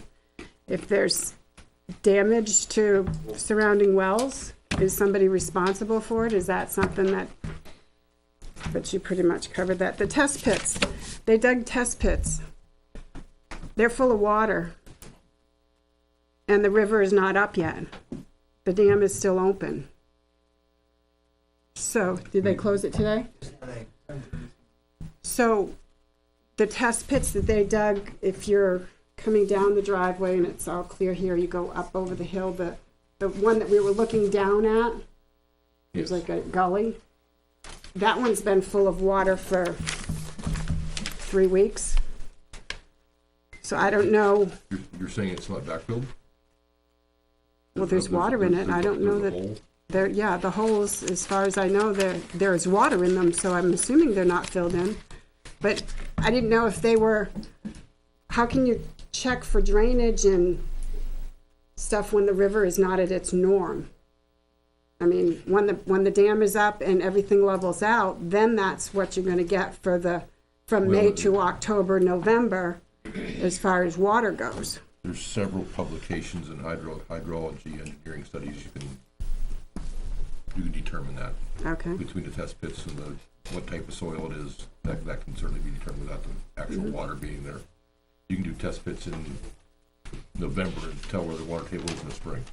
okay, And tell where the soil has, whatever in it. little iron oxidation in it, or iron depletions or concentrations, you can see it. Okay.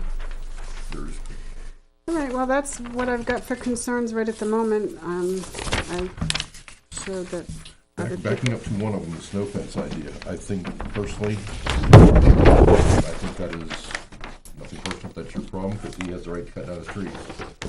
You have to maintain your, So that when the snow builds up on his section of the property, do I call him and say, there's 5 feet of snow in your section, can you come fix it? Because that's where it builds up, 5 feet of snow in his. in my driveway. It's your problem.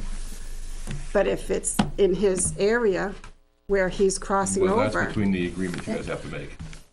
So Right, for but now- what I'm right- saying is- Right now, if nothing happens, Right where he's planning on putting the if we road. have a snowstorm tomorrow, which I hope God it God, does, and it drifts across your driveway, that's not his problem. He cut his trees lawfully, he had every right to cut his trees.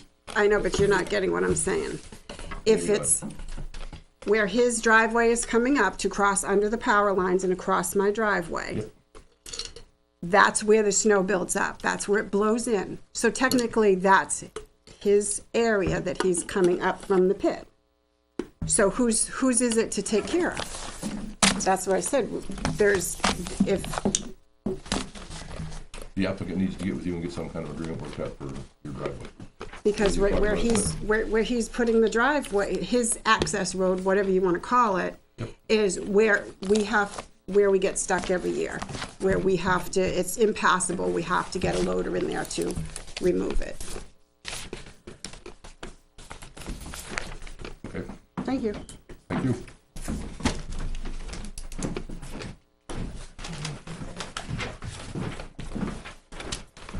Hi, I'm Michael Haas from 2 Depot Street in Weare, How do you spell that? Haas. But if you get it wrong, I won't be offended. It happens all the time. Are you related to Joe? No, Thank you. it's actually a much more common name than people realize. I think it sticks with people because of the double A. Okay, I first want to thank the board for the discussion here today. I think that you will find when you do get to read this letter we've sent you in detail that a lot of the concerns you brought up here today are the ones we already have. So we're happy to hear that. But I would like to draw attention to a few things in here that are concerns. Not gonna read the whole thing. But again, starting off with this, the water supply, there's the risk of contamination, there's also the risk of overuse. For contamination, as Betty said in her remarks, effectively no level of protection is too much. We depend on that water to drink, to cook, to wash, to water our gardens, to feed our livestock.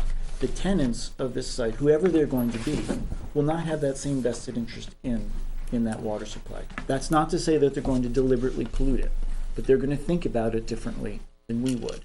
And that's why we think no protection is too high, that our interest in protecting the water supply, which the town ordinances underscore, should really predominate here. Do you have anything specific? How do you mean, sir? You want to protect it? Do you have a specific idea? Some of the how things that that might you've be? talked about, such as putting in the storage tanks for each building or each So I site. was just wondering if, in addition to making a general statement, you had some specific ideas on how that general statement could be put into effect to your satisfaction. No, I don't think we do, because we don't have that technical expertise, and we don't believe that that's actually our problem to solve. We can, It may not be, but if you have solutions, you're much more likely No. to get them. I realize that, but Incorporated that into doesn't the preclude, that doesn't invalidate our concern. No, you're correct, but The other thing is, now, we might be wrong in our interpretation of the site plan, but if we understood from the, I think this was talked about on the site walk, that these buildings are going to have, the word dry goods was used, retail establishments. The implication is bookstores rather than garages. But when you look at, when you look at this design of these buildings, as we were told on the walkthrough, these 4 buildings are identical to this one here. You can't look at those buildings and tell me that you think a bookstore or a coffee shop is going to go in there. Look what they're built for. Look how that. I don't think anybody in this board thinks a bookstore or coffee shop. That's my point. So the But point but that's an allowed use. So one could. I'm not arguing that. Same as- However, Same as any the other. water usage that's estimated for these tenants is based on the idea that they're going to be dry goods / retail. We're not convinced that that water estimate is high enough for what they could be doing there. With the water estimate usage, I believe, is based on it being all office, which has a higher use than what you're talking about. Does it? Yes. So washing a truck or a car uses less water than an office, the whole office? Okay. You didn't say you were talking about washing trucks and cars. Well, that's what I'm talking, the building that I just pointed out is actually a truck Do service. you wash cars at your house? Actually, no. Okay. I don't either. So I was just Because, asking. because we're on a well. We're not gonna use our water on wisely. Either way, a resident that washes his car at house is not gonna be put in a septic system. All the water coming out of these wells is being used to put in, is being calculated by DES to be put in a septic system based on the use of the buildings. But I'm talking about the potential depletion to our water, not contamination. If okay. this site uses more water than you have anticipated, then it's going to deplete the water supply for the Cleveland's already, I understand, sometimes run low in the summer, I guess because of where they're located on the hill next to the site. So that, all we're asking Okay. is, please take that Okay. sort of thing into I consideration. did not understand your point. Okay. Okay.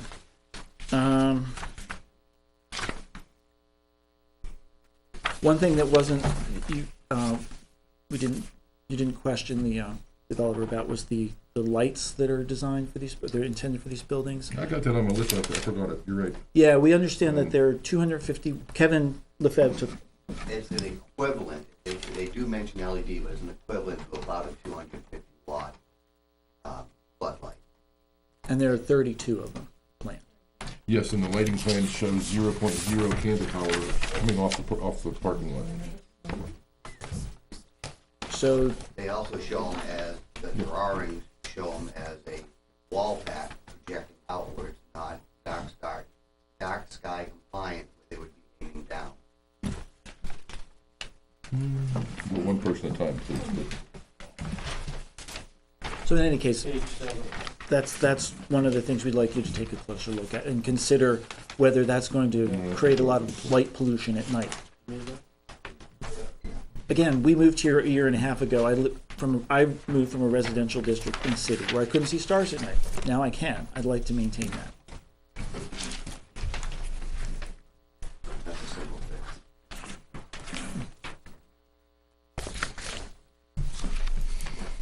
One other question I had is, I have to apologize in the letter. We refer to this as tax parcel 205 because we didn't realize till this week that, if we understand this new design correctly, that what used to be tax parcel 202 and 205 have been combined. The No, lines have been redrawn. There's a separate application that's also before us Okay, currently to do a lot line adjustment, make lot 202 bigger and And- 205 smaller. okay, Today, it's part of 205. We Okay. haven't approved the lot line adjustment Okay. yet, so all right. That clears we'll up that understand what you confusion. mean, trust me. But in any case, those 4 buildings right now take up 0.49 acres, which of the current site of 9.48 acres is already 5.2%. That's more than half of what's allowed to happen on top of the aquifer. And just if this drawing is to scale, the parking lot that's shown there is at least twice the area of the buildings themselves. So, And with a conditional use permit, he's allowed to do that. If he files a conditional use permit and he gets approved. all right. And then the last thing is the section 4 in here about encroachments. Some of the things that the board have said tonight allude to this idea that not allude to, we even said that the historic village district has a certain, You say historic? well, the Riverdale Village District. Okay, not I'm historic. talking about the way it's zoned. I understand there's a difference between what historically was the village and the way it's zoned, so I'm referring to the zoning part. But you've alluded to the fact that the town has an obligation to, and the developer has an obligation to, ensure that this commercial site doesn't unduly intrude on their way of life. Where is that in here, in the ordinance? Can you cite some particular section? Well, not that particular, I'm talking about the Article 22, 22. that 22.2.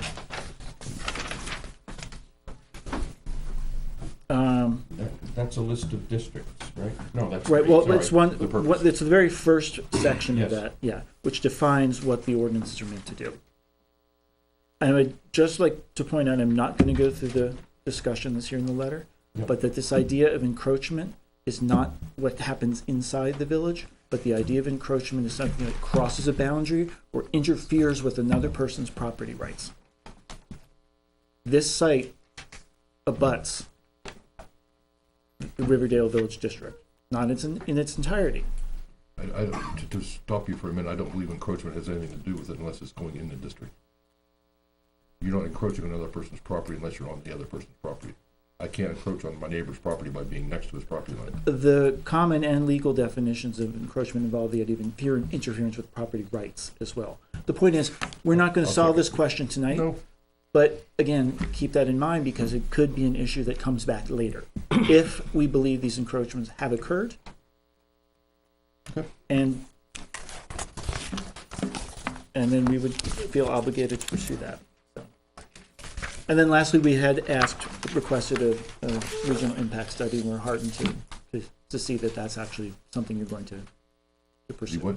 The regional impacts No. study. With that, Yes, at the moment, the only thing we're doing is inviting Right, or notifying right. New Boston. But even that's, Goffstown. we're, That's all. we're glad to That's see not a that. study or. I know, Okay. I know. But the fact you're initiating something that could become that. That's all we so- do. I know.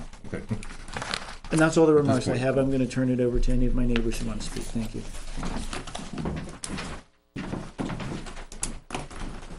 Anybody else?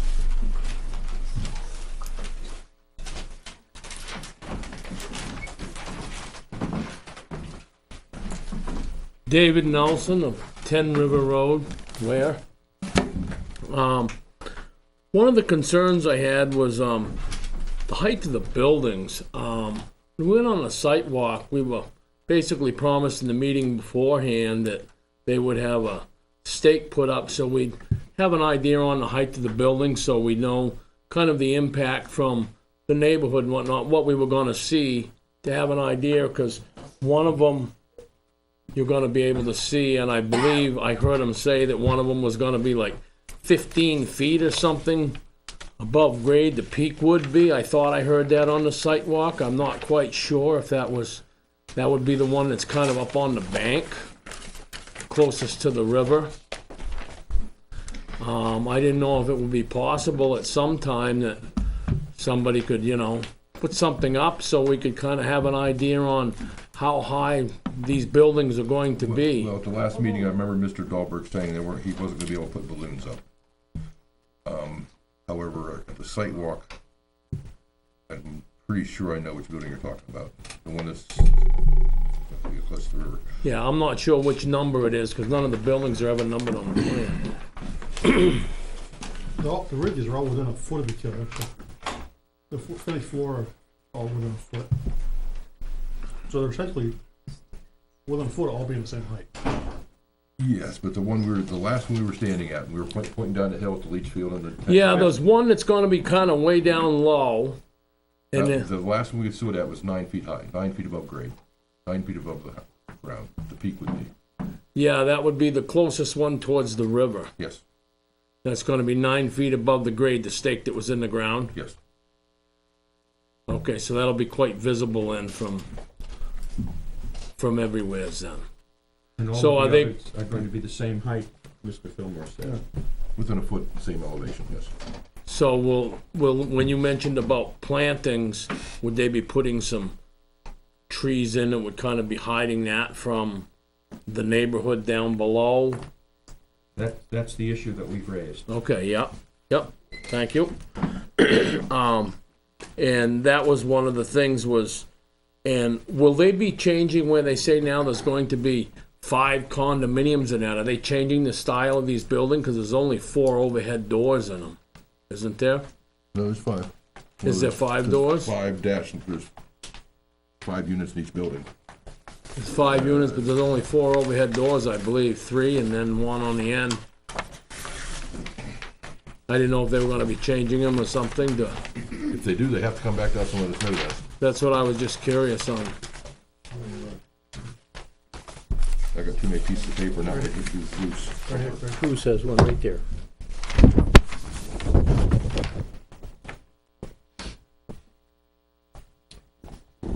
I can't answer your question. Mike, how are you going to do 5 condos if there are only 4 doors? Well, I would There's gonna assume, be 5 doors. I would assume. Oh, so you're gonna be changing the buildings then? No, they've always had 5. Yeah. That must have been an old design, an old drawing that was emailed to me. I will get you the most recent. Thank you. Yeah, because one of the current concerns was, I know at one of the meetings was, the first meeting we had was, when it's hot out, I know what it is to work in a garage. People open the doors up because you gotta get ventilation in there because it's hot when you're twisting wrenches and you start getting air impact wrenches and things running.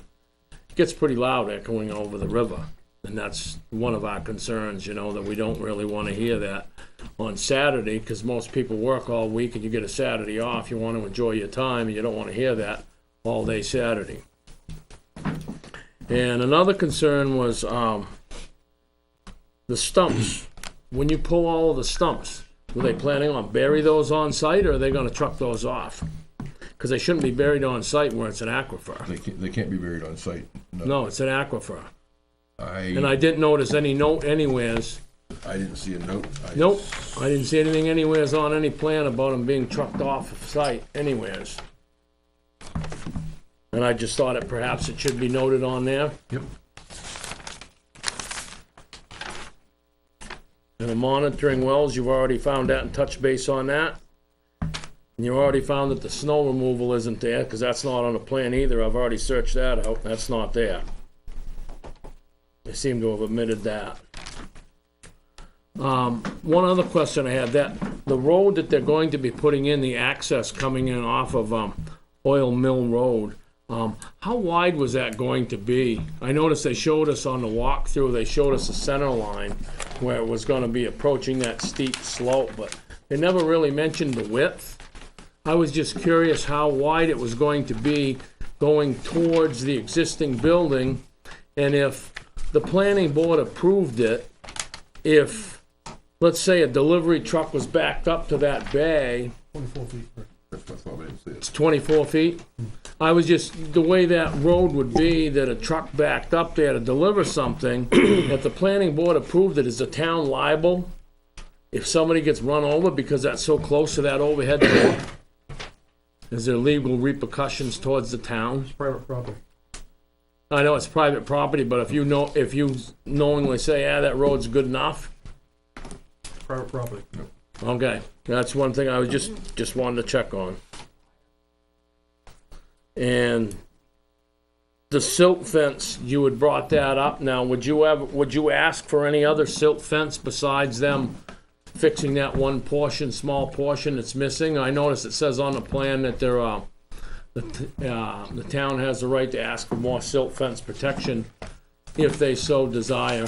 It's up in one of the keys in the corner. Actually, my point was he's showing silt socks, which is, Yeah, I know exactly what it is, yep, around the detention basin and around the leach field, yeah, which I like personally. yeah, But he's showing a little stretch of silt fence between the two. yeah, My question was why?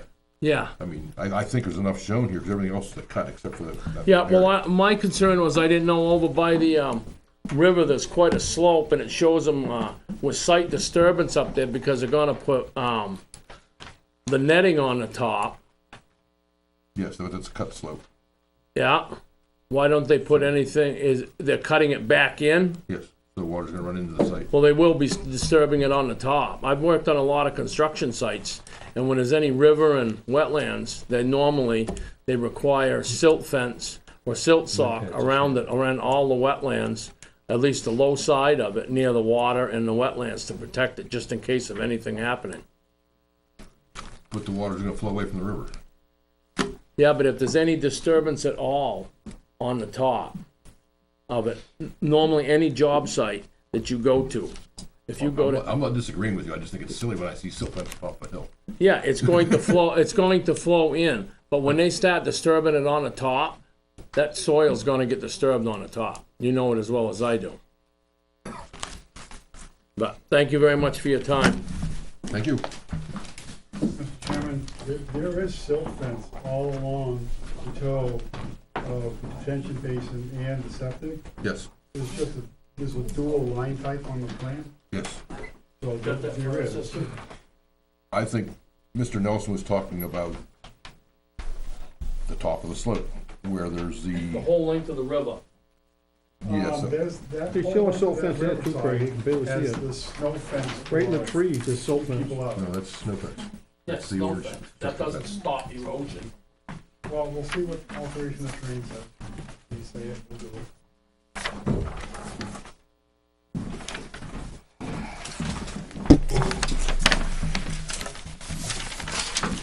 Good evening, gentlemen. My name is Kevin LaFave. I reside at 16 Depot Street in Weare, New Hampshire.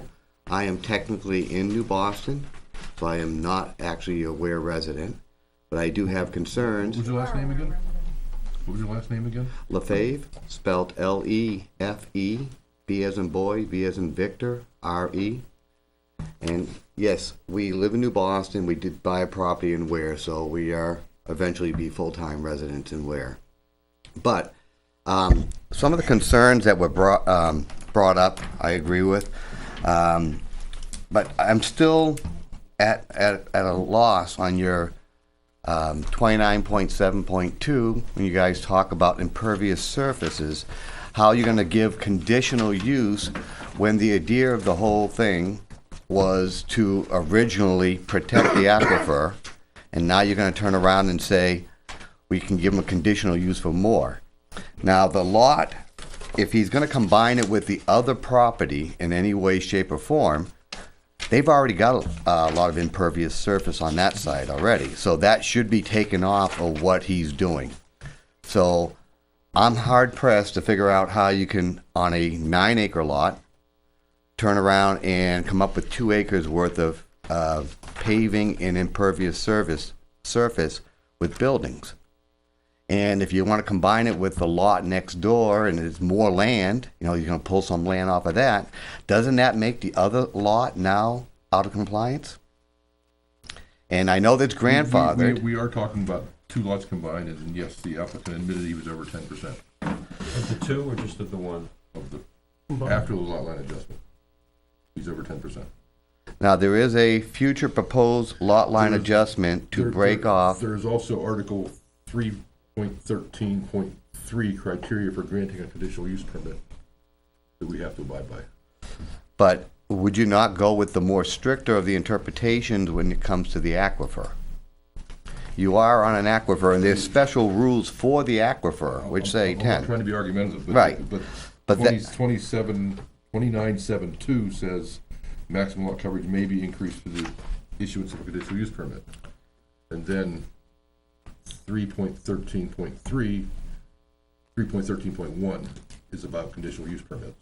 But 13.3 is criteria for granting a conditional use permit. We have to abide by the criteria. All right, so in other words, for practical purposes, your 10% is nothing hard and fast. That's just a kind of a guideline that you want to go For by. practical purposes, 10% is hard and fast unless you can prove to us you're going to infiltrate at a higher rate than 10%. Because the land that he's using for his numbers, there is a lot line adjustment for the white building on the front of the property. So right now, we're using that land as part of the numbers to work with, but then we're gonna pull it off. We're taking land in the upper lot, and you wanna bring some of that in, or combine it. Well, now its pavement area, or its impervious surface, was dictated by that original lot by itself. If he's gonna take something off that lot, then he should be required to get a variance or an approval to have a reduction or an increase in the allowable percentage. You talking about the house lot? Well, the house lot, he's gonna pull 2 acres off of the 9-acre lot. It's from what I mean, I'm a layman looking at this, and I'm just trying to figure it out, but I'm saying, I start off with the idea, 10%. It's easy math.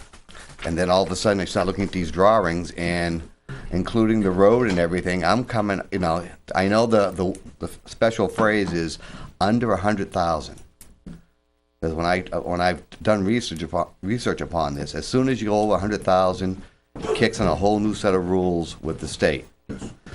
Now, that 100,000, is that gonna have to kick in the state if you guys give him a conditional use? Because you're now gonna go over, because He's already applied for an alteration of terrain permit with the state. Because of that 100,000. Because of 100,000. He's over That's a that. separate issue from our 10%. Okay. Well, this is all stuff we're trying to find out. The other thing is, being over an aquifer, part of the stratified aquifer is the ability for the water to go through the system. You are going to be pulling out, I'm not sure how much gravel. I heard him speak earlier. Does that change how the stratified aquifer works, if you're taking out that kind of gravel out of it? He's taking out about, when he told me, about 40,000 yards. But I'm not familiar I on believe how. the answer to your question is no, because the runoff is going into the detention basin that has vegetation growing in the detention basin. Right. The outlet is not at the bottom of the detention basin. So the detention basin holds some water. The plants are designed to soak up some water. They need the water to live. They're wetland plants. At the same time, detention basins, they did test pits to prove the seasonal water table is deep enough that the soil will treat the water somewhat, before it gets to the aquifer. All right.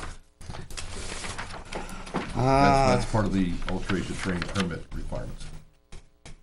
All right, well, But back to your 10% thing. I hadn't thought it until you just said that. I don't know how much impervious is on his lot 205, proposed lot 205. Because that would also be affected by this. By the lot line adjustment, he's making his house lot smaller down to 2 acres. If 10% of the 2 acres is impervious, we need to do a stormwater grant for that also. okay. That's where I thought you were going with this. I was like, Well, wow, how do you think of that? I was impressed. I'll take credit for it, Okay. but I'm not, Good no. idea. And then, one of the issues that's also been brought up, is, the amount of, fuel over an aquifer? You know, Yes. how is that being protected from, you know, if they're doing propane, if they're doing natural gas, are they doing fuel oil? What's preventing that from seeping in? You gotta have I think it's a dual retention of some sort, or some, If it's outside, there has to be, yes. If you're doing outside storage, there has to be containment. It has to be stored inside a sealed container, then you have to have enough storage outside, so if the container leaks, it's held. right, 110% of its Yes, capacity. whatever the number is. But if it's inside, I would assume you still have to have some way of I containing think it. he's allowed 5-gallon containers. Right. Someplace.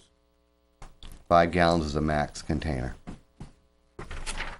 You gotta fill over 5 gallons at once, you have to have containment. And the buildings are gonna be heated Yes. with gas.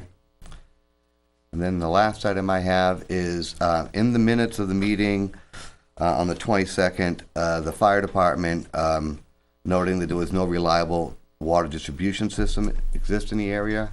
I haven't seen anything or heard anything that's gonna, I haven't either. We're waiting for that, to revise plans, hopefully that's addressed or something from the fire department comes back. okay? Other than that, kind of my thunder's all been used. Thank you much. Thank you.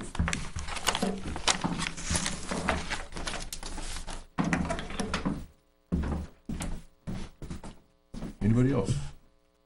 Okay. I'm Sheila Cleveland, and I'm a resident of New Boston. My address is 368, 370 Riverdale Road, but I'm a property owner and taxpayer of Weare as well. And some things that I really have a concern with is the traffic. As I said before at the last meeting, we have a lot of 18-wheelers that go by on Riverdale Road. The portion that I'm on is closest to 114. And we're also right on the river, so not only the traffic, but the noise coming down from the river. We're right on the river. But yes, the traffic, as far as those 18-wheelers go, and there's been more traffic with Mr. Remelard's newest building as it is. And then we're gonna have to deal with traffic back up to the stop sign, I'm sure, once buildings get put in there. And it's on a daily basis that we have to deal with this, and just. Pardon me, what'd you say there at the end? It's on a daily basis that we have to deal with all that traffic, the truck traffic, the 18-wheelers, dump trucks coming by to go to 114. Yes, and like I said at the beginning, there's not much we can do about Mount Williams trucks coming up River Road and going. I just past wanted the to place. stress the fact that the traffic is gonna be increased and worse when these buildings. And another thing I'm wondering is, can we compromise with the number of buildings that are allowed? Instead of having 4 buildings go in, and also the height of the building, can we compromise with those?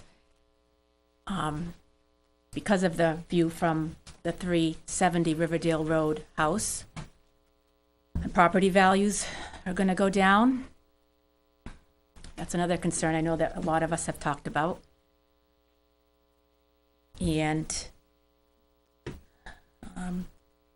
yeah, 24 feet high of the buildings, so that means 27. 27 feet. And we know that, Yeah, maybe, Is it 24? thought it was 24. Yeah, it doesn't say in the building plan. Well, we figured out the roof, the pitch of the roof. Yeah, it it's was a floor pitch. 16 and a four pitch. so why would we need a building of that height to accommodate a dry goods?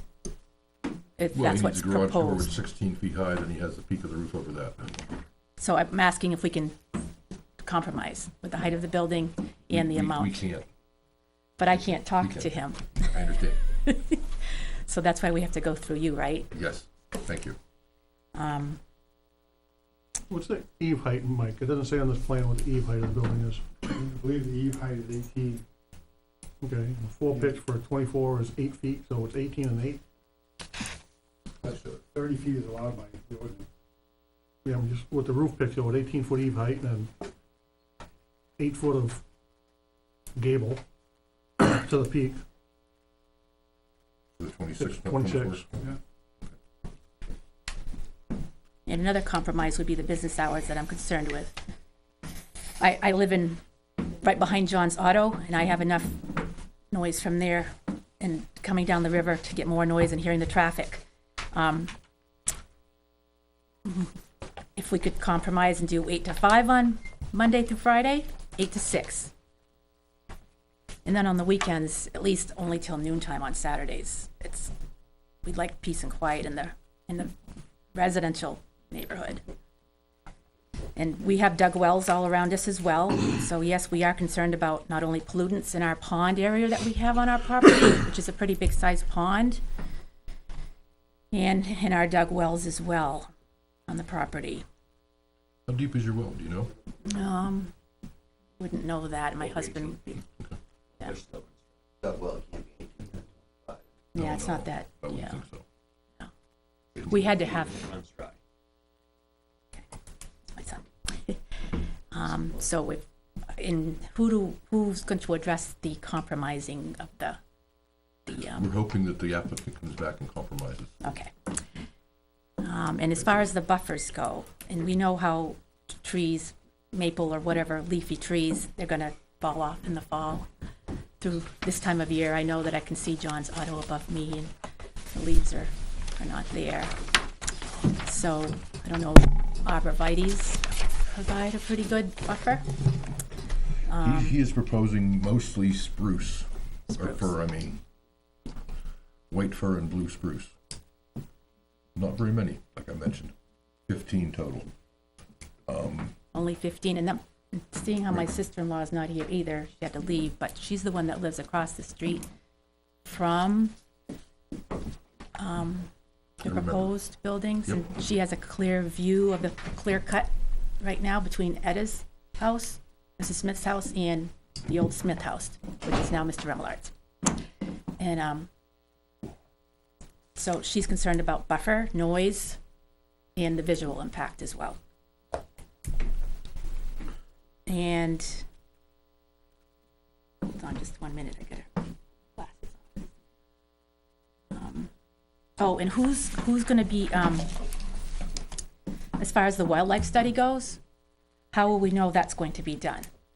And We if you, haven't said, we so far, I've read the letter that the Conservation Commission requested, we haven't decided if we're gonna have one yet. you haven't decided yet, so when will we know if you'll do one? Probably or not? shortly.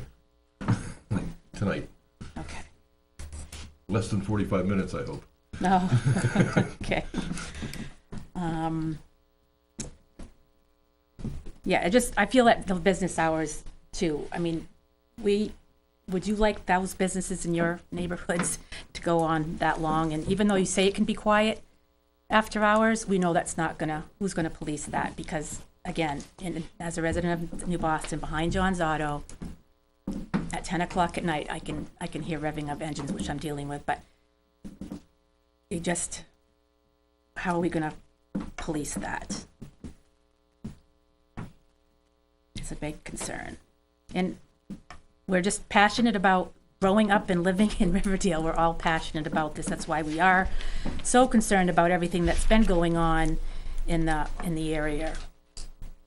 And I just want to make sure too that Meridian has no affiliation with Mr. Remillard or the Whitetail Commercial Development, Not to my knowledge. not to your knowledge, I know they didn't, no I affiliation. haven't seen Meridian's doing any plans in our town for quite a while. So, you know, Is Tom Carr a principal of Meridian? Yes. he actually wrote the letter. And isn't Tom Carr chairman of the planning board, the conservation No, commission? no, Not he anymore. quit. He quit. He quit, okay, thank you. Okay, so we'll know by, Oh, how will we know all these? By the next meeting or something, we'll have some answers? I'm hoping the applicants come back with a lot of negotiation in a month. And we're gonna talk about the wildlife study here as soon as we're done with the. Oh, and so, no, one more question, sorry. Oh, that's all right. And how can buildings be approved by the planning board when you don't really know what's going, like the actual business that's going in there? Like, He's I know you saying can that say the- it's a low list according to the ordinances, but if you don't know exactly what's going in there, I know in New Boston, they don't and I don't mean to compare, but I know they don't approve anything unless they know what's going into the buildings. If it's an allowed use, I don't see what difference what it is. Would it matter to us? We would like We're to. working on that part, yes. All right. Thank you. Thank you.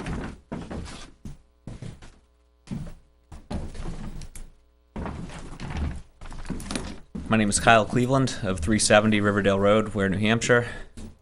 First and foremost, thank you all for your time. I'm sure this is what you wake up in the morning looking forward to. No, about 8 o'clock I start thinking about it. Fair enough. One concern that I have is, though we have, or I guess, do any of you happen to know what the current operating hours of Mr. Remolard's property are for right now? I don't remember. At 4:30 every morning, maybe 5:30 if they're getting a relaxed start to the day, Granite State Crane leaves Oil Mill Road. Granite State is not on Mr. Remolard's property. It is. I would He's in the new condo. like to Oh, okay, I didn't know he was in the new disagree with that. okay, I didn't know he was in the new building. Fair enough. Okay. It's just something that I find it hard to believe that the posted business hours will be actually abided by. I can't imagine that 4:30 right now is zoned in for an appropriate time for any type of large commercial vehicle to be leaving that neighborhood. I doubt that the hours are 4:30 to anything. I will agree. It's just something that I find hard to believe will be moving forward followed.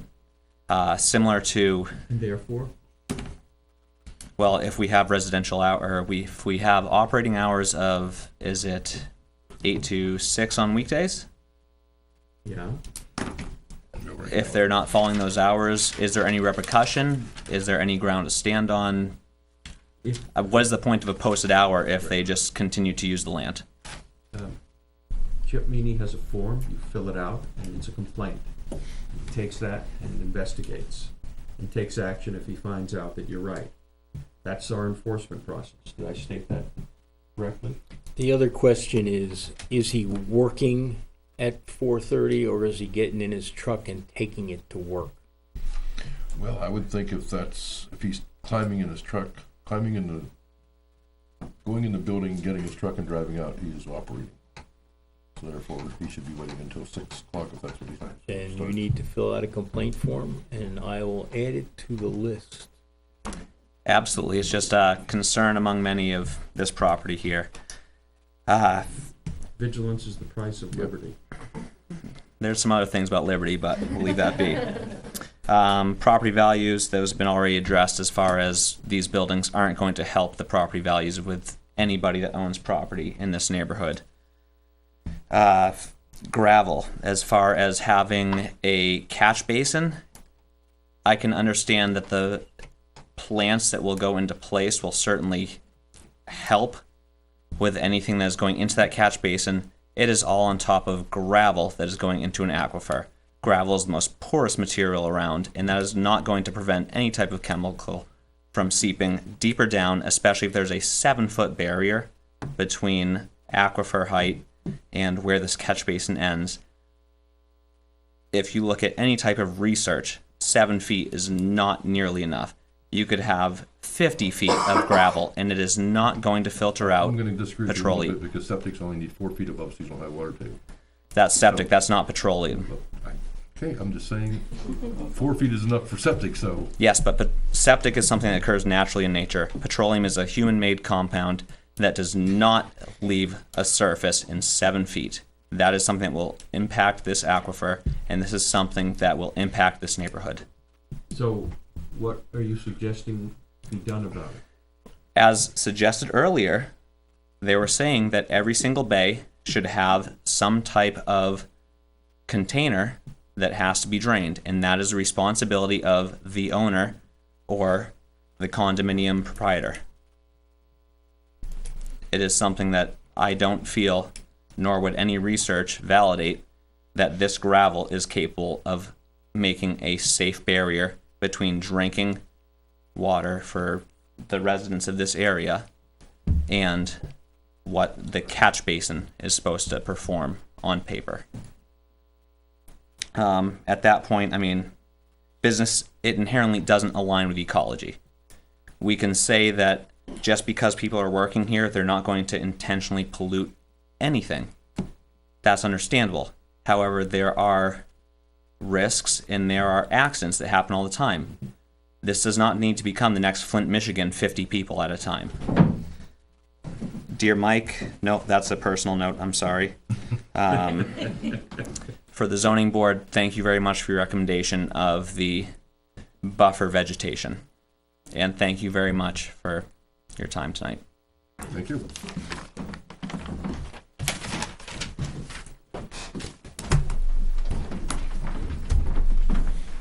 Hello, Jeff Howard, 11 River Road.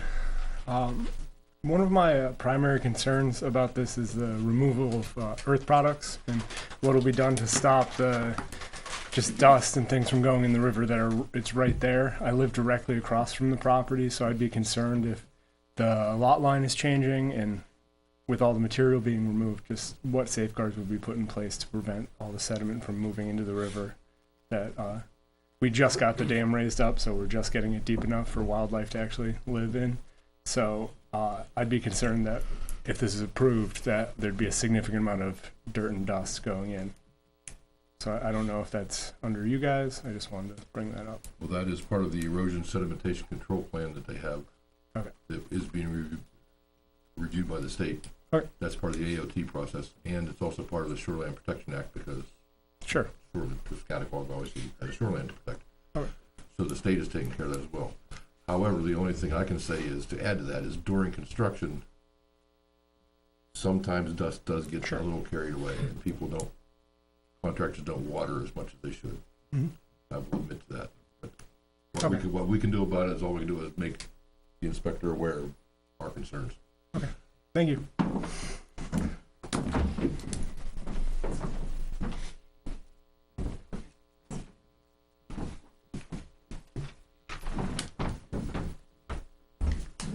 Hi, Nancy Christian, 54 River Road in Weare. I'm sorry, what was your first name? Nancy Christian. Okay.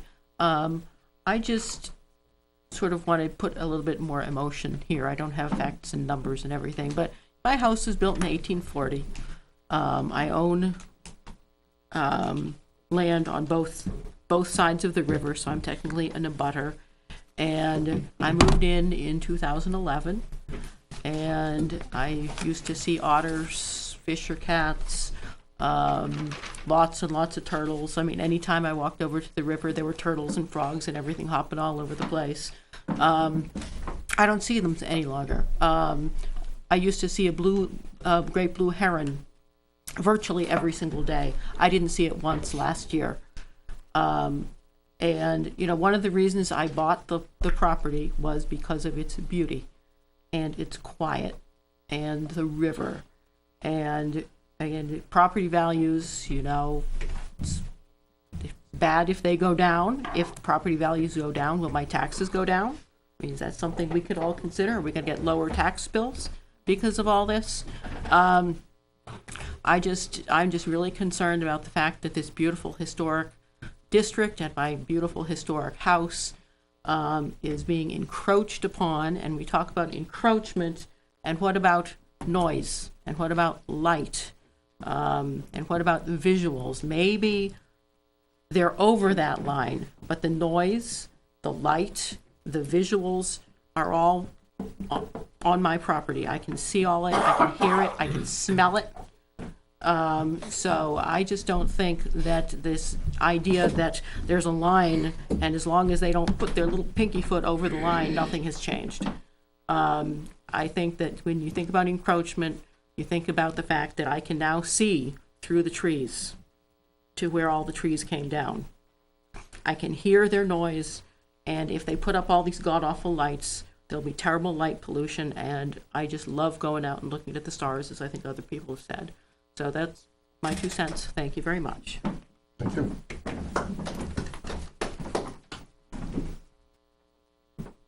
Anybody else like to speak? Hearing none, I'll close the public comment. I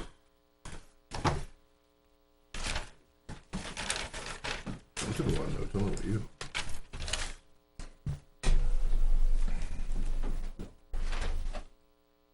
everybody mentioned, and I had in my notes, and I didn't say anything about it, and I should have.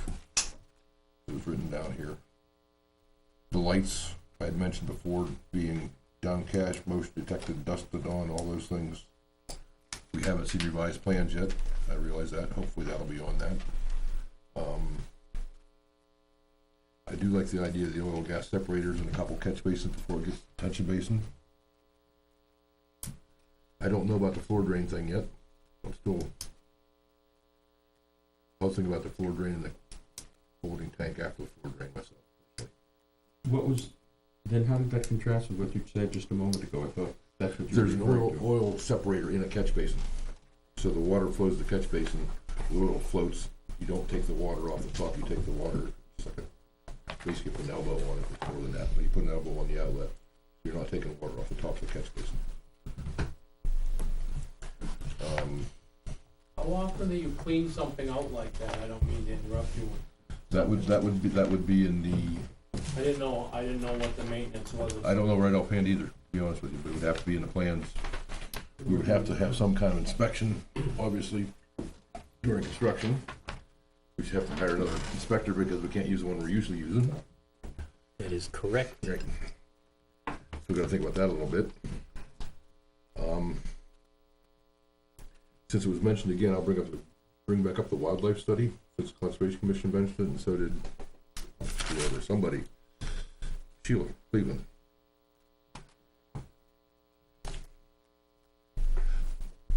My personal opinion is the wildlife study is gonna come back and say there's all kind of critters along the river, and there's nothing else really going on of major importance.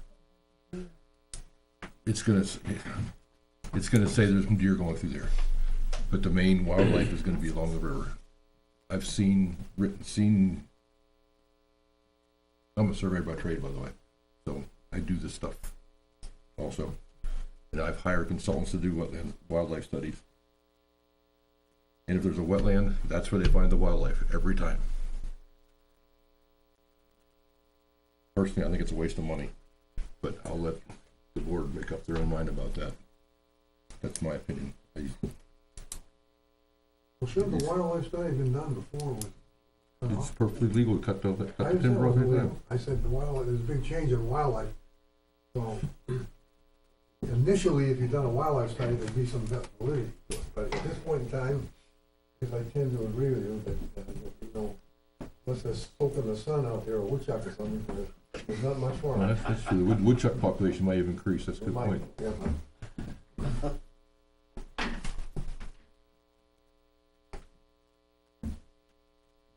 What do you think, Bruce? Neil, about the wildlife study? I'm not trying to put you on the spot, but I'm sure that larger wetland right beside the river is going to have all kinds of, depending on what kind of wetland it is, if it's a vernal pool, whatever, it's going to have all kind of wildlife in it. Let's Not assume we touching have a wildlife study that tells us whatever it does, what would be the consequences with respect to the proposal?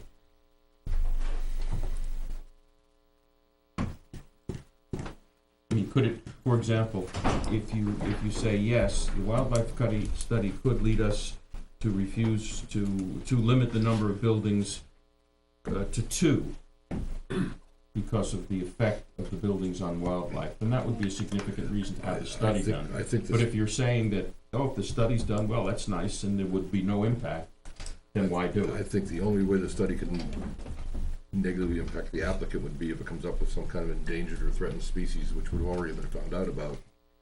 Because part of the AOT process with the DES is you have to get a letter from the Heritage Commission that tells about sightings. The Natural Heritage Bureau. Yes, And Natural no Heritage, hits. right. There's no hits in that. There was a bald eagle out there probably 3 months ago. There may be wildlife, and that's. I'm sure there's wildlife along the river. There's bound to be wildlife. No protected species. What about mussels? Did you guys do one on, like that? Yes.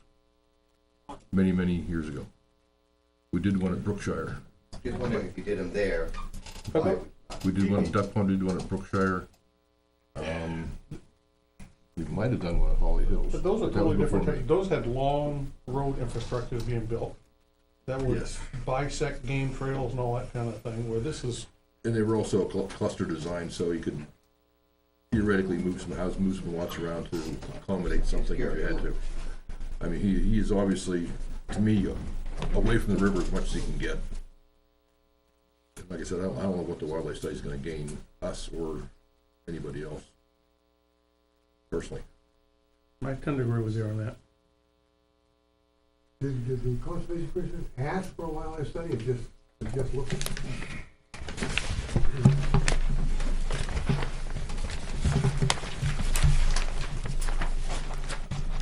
I got too many letters. Steve Nature. Yeah, with that one email. They cited the potential for a high co-occurrence along the corridor, which when you do, I was involved with the Natural Heritage Inventory in Weare. I was on the Conservation Commission for 4 years. When you take the wetlands associated with the river itself, and the potential, and you do the overlay, the color overlays, the darker the color, the higher the potential for cold. So in that area, you have the wetlands, you have the resource itself, the river, but the Natural Heritage Bureau review done by DES that we have to submit, they do the review, not us, and they send the report back to us. If there is a hit for a protected species, that triggers a review by Fish and Game and further people inside DES. There were no hits for protected species at this site.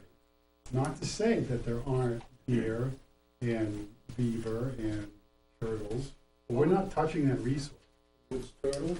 We're not touching that resource. There was no hit for any protected species. Could you provide us a copy of that letter from Natural Heritage Bureau, We please? will give you, you should have already had a full copy of what we submitted. If it's not there, it was an oversight. He may have got one. I didn't get one. I will make sure that you get. Thank you. everything. Mike, The- what does this mean? This is in the letter that Yeah, I you was got. gonna read that. Okay. From this, because Chuck asked. Email from Steve Nager, who's on the Conservation Commission. Hi Craig, we missed one other recommendation. This is a follow-up to an email from other people on the Conservation Commission. Hi Craig, we missed one other recommendation in the email below that we made during the meeting. Because of the proximity to the river and the high co-occurrence score, we recommend a wildlife study. In the past, the planning board has required a wildlife study. I clearly remember one for duck pond. Thanks, Steve Nager. I would agree with a wildlife study if we were gonna impact the corridor along the river, but we're not touching any of that, leaving that natural. And there were no hits from the NHP. We would have to address that with DES and Fish and Game if there were. That would probably trigger a Fish and Game study, but it didn't.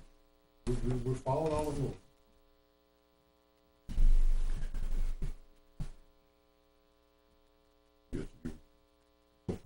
Not on this. Oh, okay. You know, based on their request, we should comply with it. With the Conservation Commission. The question is, what do we gain from that study? What changes would be made? If all we do is get more information, but because there's no endangered species or something like that, and there will be no change to the application, why go through that? Because they asked for it. They are a recommendation. They are a recommending board. They can't. But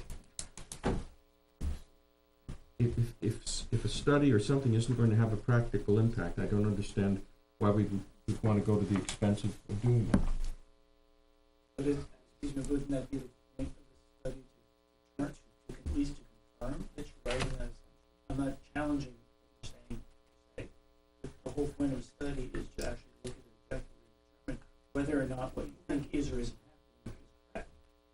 I thought we were told that there were no protected. Why don't we hold off this conversation until we see his letter Okay. from the Natural Heritage Bureau? There were no hits in the Natural Heritage Bureau. One thing that came to my mind after hearing everybody speaking about what this is gonna look like aesthetically, I wouldn't mind seeing a perspective of this standing eye level on River Road looking in that direction. To see what you're gonna look like, see what you're gonna see from From River Road, River looking, Road. from River Road looking over the detention basin, right at the building that's Right. furthest Yes, north. but also, going up the hill, the whole area, it would be helpful to see a constructed view of the entire parcel from any public road. And that's rather tough to do. Use Why? a balloon. That's kind of, because you can't, I mean, we've how got, do you create something that you're gonna see, for any place on a public road, you can turn and look, I mean, on a piece of paper, you can't do it. But you can do it from a single spot, you can do a perspective and see what you're gonna see through the woods with the trees that are there, roughly, Across from Dale Gilman's and house. what they're gonna propose for plantings. could we have that from a number of places then, not just a single place? Because Well, we've got River Road, I think And this is the then- worst place you're gonna see it from, that's why I was suggesting that. That's why I said I've place. driven well, I down think there there's many gonna be a times. problem over here too. No, Could you put a balloon at each stake where each building is going to be for the height of the peak of it, so that you could drive around and see from all points of the Well, village? The only problem with that is you're asking for a balloon that's gonna be 40 feet long or whatever it is. No, I'm not Just- saying that, I'm just saying the height of one balloon to show the height of the peak, so you could tell, oh, there's the peak of the building, that's the height that it's going to be. That'll give you the general height of the building to know if you're gonna be able to see it. Not saying put a 40-foot balloon there, but it gives you a general idea of the height of it. You talk about a birthday party balloon? I have some. Anything. Anything. Something that's bright so you can see it from point A to point B to get an idea of the height of it anyway. It's on kite string. They do that on top, when they put in cell towers, give you an idea of what you can It's see. only 6 to 8 feet high from the existing ground. No, it's not like a cell tower, it's to put a balloon up, 60 feet in 6 the or air. 8 feet up. I can stand there with a flashlight if you wanted me to. The balloon, Well, pound a stake in that height, that's the fine. balloon will be misleading because believe it'll so. only be 8 feet above the ground, whereas another 15 or 20 feet of that ground is gonna disappear. That's why the perspective will show it. That, the perspective is the way to go. That's gonna show what the ground that's gonna be gone, and the actual, what it's gonna look like from that spot on River Road, look in that direction. And I'm just wondering, is there computer software that could do exactly what you want and show it from any angle? Yeah, but you can't do it on a piece of paper. Exactly. But if you did it in a computer, you could look at it virtually from any angle you want. Because no one's gonna want to sell, buy a house. I'm sure you could because Google Earth can drive you down the road and you can twist your camera right now and look around, but I think it's pretty hard to change what's there. I'm a surveyor, I'm not gonna get into that kind of stuff. I agree, a perspective from River Road, basically looking between those two wetlands over top of the detention basin at the furthest north building would be a good idea. It's gotta be more than that I because there think are you ought other to do people. one in front of Dale Gilman's house Yeah. too. Which one's that? My driveway. I was gonna say, wherever she is. She had to leave. Oh, it's your driveway, actually. That's what I was thinking of. I lost it.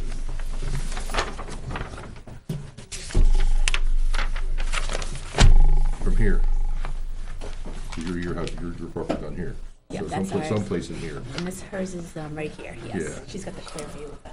somewhere in there, Something in there. Yeah, yeah. and something in there.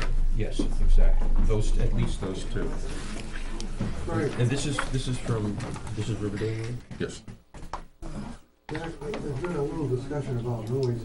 You know, something that probably would be really noticeable, nobody thinks about, would be like air conditioning, air makeup units, exhaust fans, and all along, probably worse along the river. I don't know what you can do about it, but it certainly will impact. Similar to what you had done down at B&B Lane for Jerry Haynes. When Haynes had to do the noise study and they ended up putting the piles of bark mulch in as sound attenuating So you want devices. Haynes to bring bark mulch out here? No, Kidding. don't be a wise guy. No. You can be that though, I can't, because you live in Bradford. Right. Okay. I got it now. Mickey says.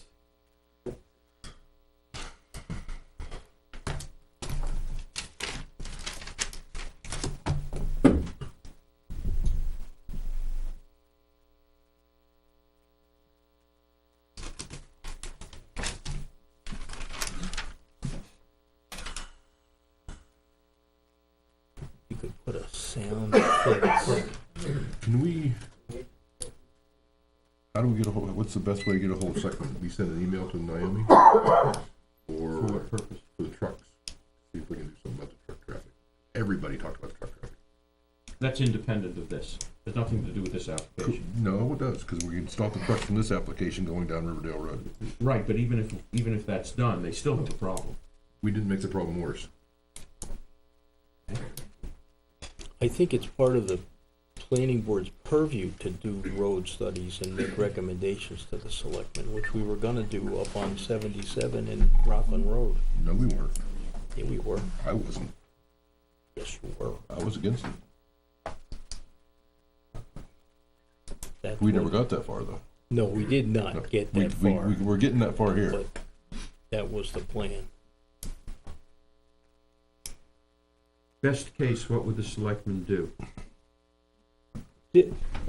Limit traffic from this site going east on Riverdale Road to River Road. So the only egress and ingress would be off that. That's also Riverdale Road. That's why I said east to River Road. That's also Riverdale Road to 114. Right. Go south of Riverdale to 114.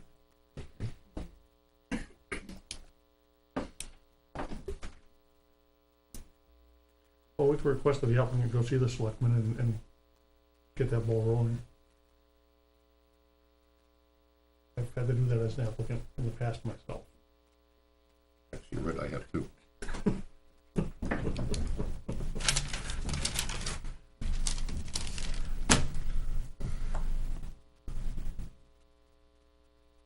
Did Mr. Dahlberg hear that back there? Mr. Dahlberg is riding in town right now. Okay. That would get the ball rolling. Is that something Mike's gonna do, or you? No, Mike. No. Vice Chairman made a good point that the applicant has done that in the past.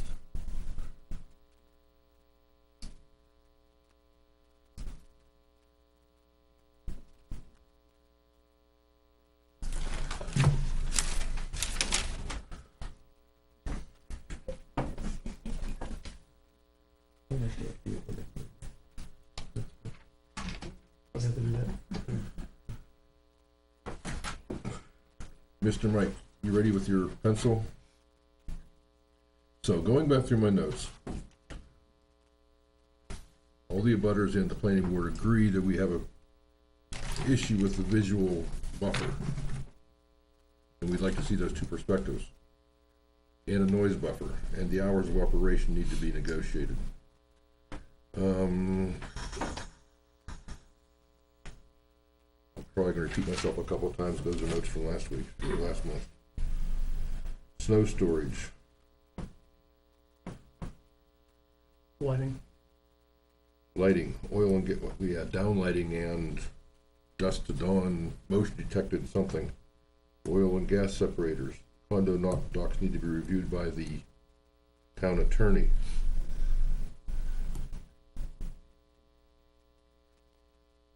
I think, oh, I'll get back to that one.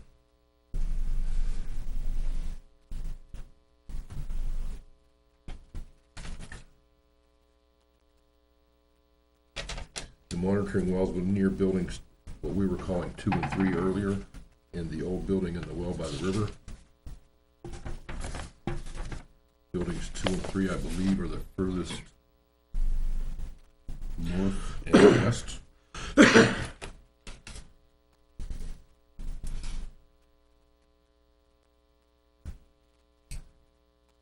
He's gonna have to pay a gravel tax to haul out 40,000 yards. Yes, just an FYI. You'll need a gravel permit.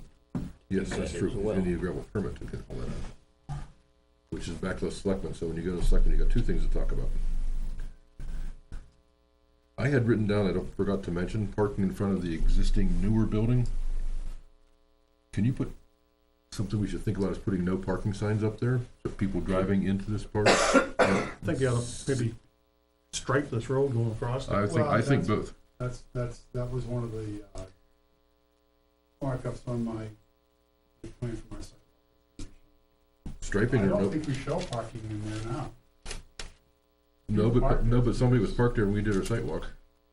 They're parking because they want to, but we show it on. So we can put a no parking sign in front so nobody does it? Maybe?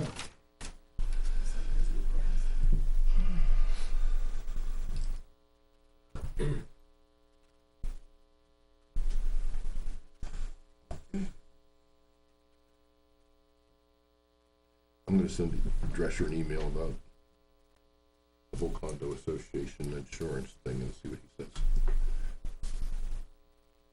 Can we put some kind of note in the plan, no washing of vehicles on site? Something to think about? Steam cleaning outside. Garages do that all the time. What are you gonna do with the stumps?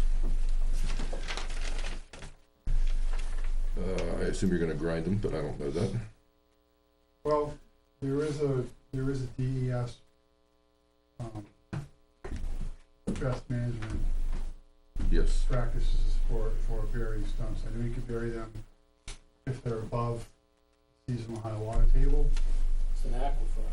I understand, I'm not done. Well, you know, you haven't sat here all night and listened to everything. So, if it's allowed and my client wants to do it, then we'll show it and we'll do it. If not, then we won't. We'll check into it and we'll address it either way. Snow storage? Yep. Okay.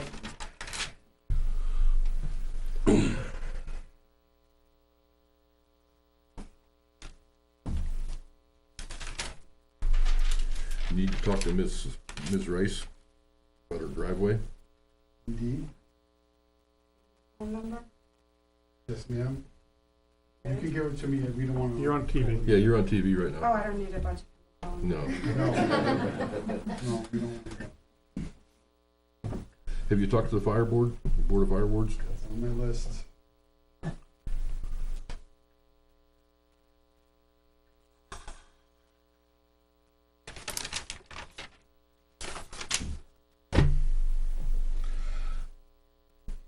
I didn't mention floor drains. I didn't mention several things on purpose. So I don't really know what to suggest other than, A lot of parking lots slope, it's all, the outside edge is all high, it all slopes towards the center. sure does. So if they could come up with some grease traps and fuel traps or whatever, some kind of system for that, that everything, all the water had to travel through to get out.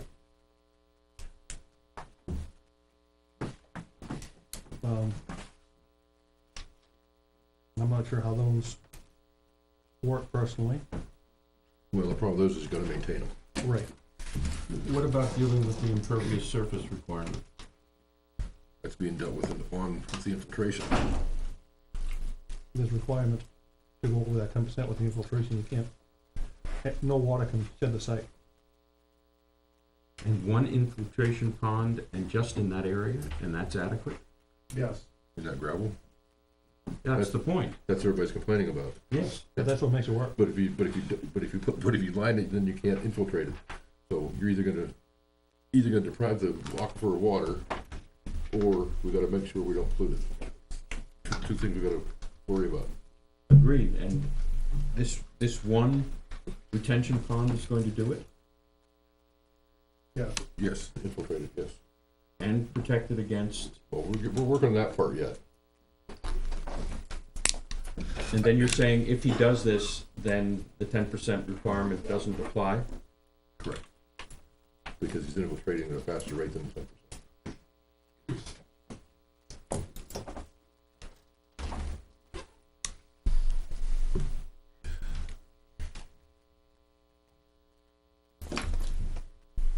Who can we have review this for that?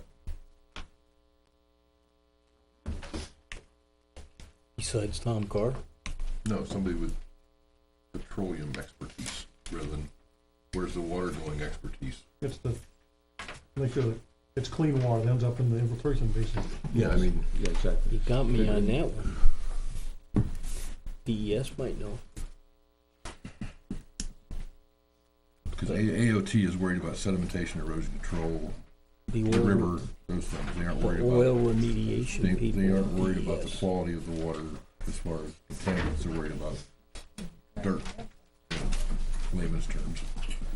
I think the oil remediation department in DES will be able to take care of that. There is such a thing? Yeah. They're the ones that go after the oil polluters in garages. Except my buddy just retired. If you wanna talk to him, David Leathers is the guy to talk to, and he's still there. Leathers? Leathers, Leathers. What do you call it? Quality? Water quality. I will talk to somebody at DES, email a bunch of people, try to find somebody to review this. Yeah, they're the oil and contaminant guys. I know a guy that works for the inspecting underground tanks and things like that, so he's bloody Spruce Wheelock. He lives in Zona. But I know him. he's a complete, yeah, he used to live in Bradford, Melvin Village up there. He's a complete idiot. I said that on TV. Dave I worked with him for 3 years, so trust me. Dave Leathers works at, lives in Bradford too. I'm gonna hold of somebody and get some recommendations about that. I will try my best to get back to the applicant about that, so if anything needs studied, we will try to get it going, rather than sitting on everything for another month. Get the monitoring wells, for that. I mentioned four monitoring wells. Mike, you gotta get with Chip to see what we asked to be monitored at B&B Lane, on whoever the first one was. And whoever we're gonna talk to about this water quality issue might have something to say about the monitoring wells too. Didn't we do that on, the dumpster guy? Yeah, page Yes, 12, that's who we did. What impact does a monitoring well have? Is it something that is monitored to prevent, or is it something that's monitored to determine what the problem is and correct it? Just but tell not you, avoid it? just tell you what's there. Tell you there's a problem. If there's a problem, you deal with it. If there's not, you test it again next month. It doesn't fix anything, it just Right. tells you something started to happen. Doesn't prevent anything. Right. Hopefully it stops something from getting really, really bad. The, I'll let you know something's happening before it gets really, really bad. Is one of those wells down near that retention pond? yes, right next to it. Yes. Right next, Just looks, probably, I'm not a hydrologist, but I'm guessing the water's gonna flow towards that well from that retention pond. is that towards the roof? It's south. Yeah. Yeah. Well, they drilled the wells with the lead through the bedrock, steel casing, so the chance of the water from the detention basin getting into that well is Well, it's a drill well. So it takes, we're not doing dug wells, they'll all be drilled wells. they don't really solve much, do they? Mike, what does it monitor then, if no Don't ask groundwater? me. I want no part of it. I think the water quality guy might have. I think the one we have on B&B Lane it was an old existing dug well, right? Yeah, but they didn't No. use that one. They decided to use they're just testing the artesian Same well. thing Mike likes, Right. there's no problem. Yeah. They should have done the dug well.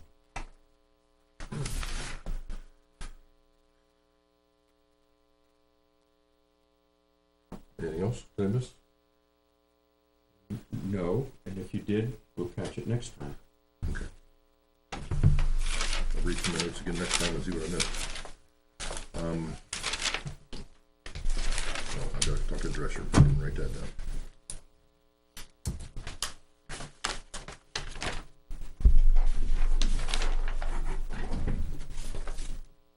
I would think for even one well near that retention pond should be a dug well.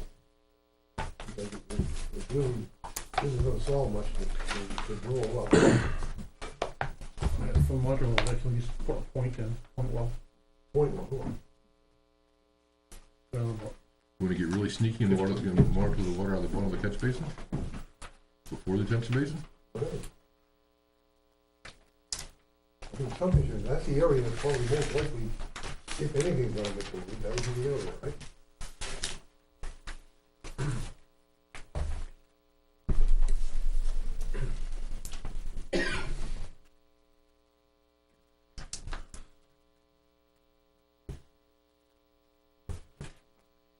How about if we have the applicant come up with some kind of monitoring system and see if we like it or not? Since he doesn't like us monitoring the drill wells, so forth.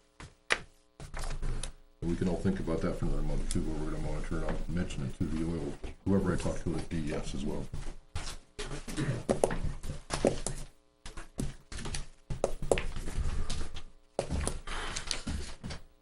And you will get us new plans at least a week before the next meeting? Yes, We have time to look at them? I will get you plans for that. Okay.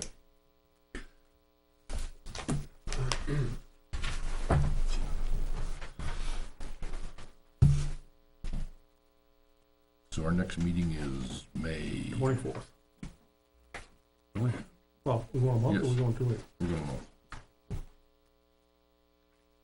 Is that a motion? I'll make a motion to continue this till May 24th. So you want to notify New Boston Goffstown that we'll be meeting May 24th? Of course, In the Regional Planning Commission. of course. Do we have a second? Sure. Discussion. All in favor? Aye. Abstain? Against? Whatever. We will see you guys in a month. We will be here May 24th. Hopefully we'll have some answers. Thank you very much for your time. Thank and you. your patience. Thank you. Oh, no, the NFL draft's going on. My team's gonna pick it here any minute now. Oh, they're all probably taking the beginning now. Not my Packers. You want to adjourn? No. We gonna approve some minutes? At least? We're in the boxes for the year too. Oh, yeah, we gotta do that. We didn't do that last meeting. We didn't do it? No. This is yours. No, that's Bruce's. That's mine. With that. This goes with this. That's what the Peters, I mean, the last time we had a meeting, nobody else showed up either. Yeah, we'll do it.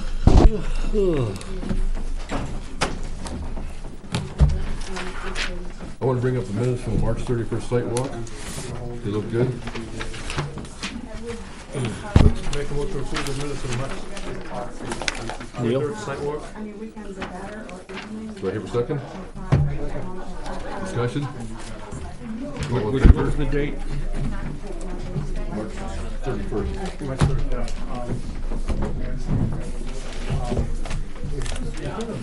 Chuck, checking. That's a big one. Chuck did Yeah. it. All in favor? Aye. Opposed? Abstained? Minutes approved.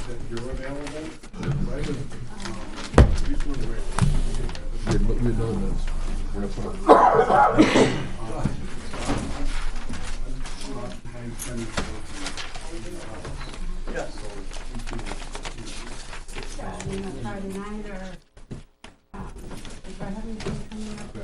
Turning off the jukebox? Oh, yeah. Let's email back. Throw this away. Minutes from March 22nd, 2018 minute. Check the savings for when we can put- Does everybody have a copy of the minutes from March 22nd? No. No.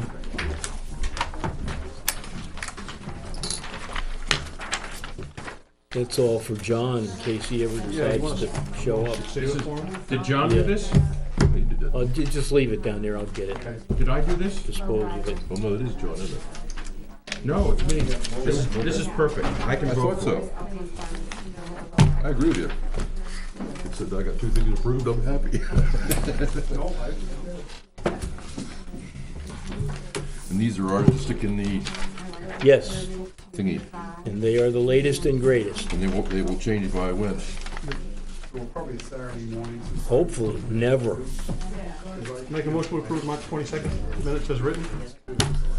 Do we have a second? That's seconded by Chuck. Because then all I have to do, no, regular minutes. The meeting just before the sidewalk. Yeah, oh, yeah. Discussion? Right here? Yeah, I think so. It was there. It says Bolton. This is Read the it. date. I didn't make that up, man. This Saturday. I saw a body. I've never seen your minutes with your work impeccable. Yeah, every time. All in favor? Aye. Aye. Yeah, let's get together and,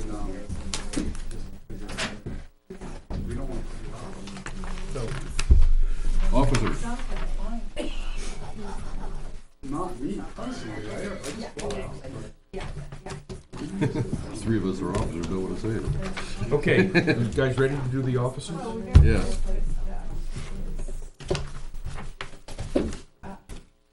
I say we keep the same vice chairman and secretary.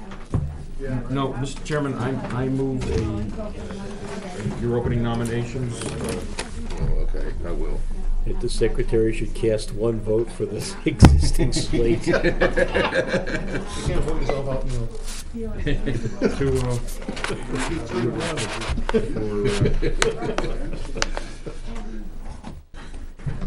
Motion by Kirk, seconded by Bolton,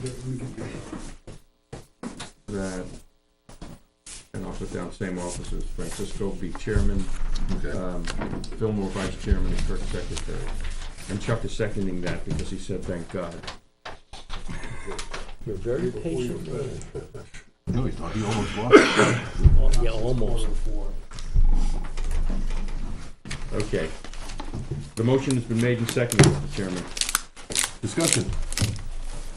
All in favor? Aye. Aye. Opposed? Abstained? Done. Anything else? There.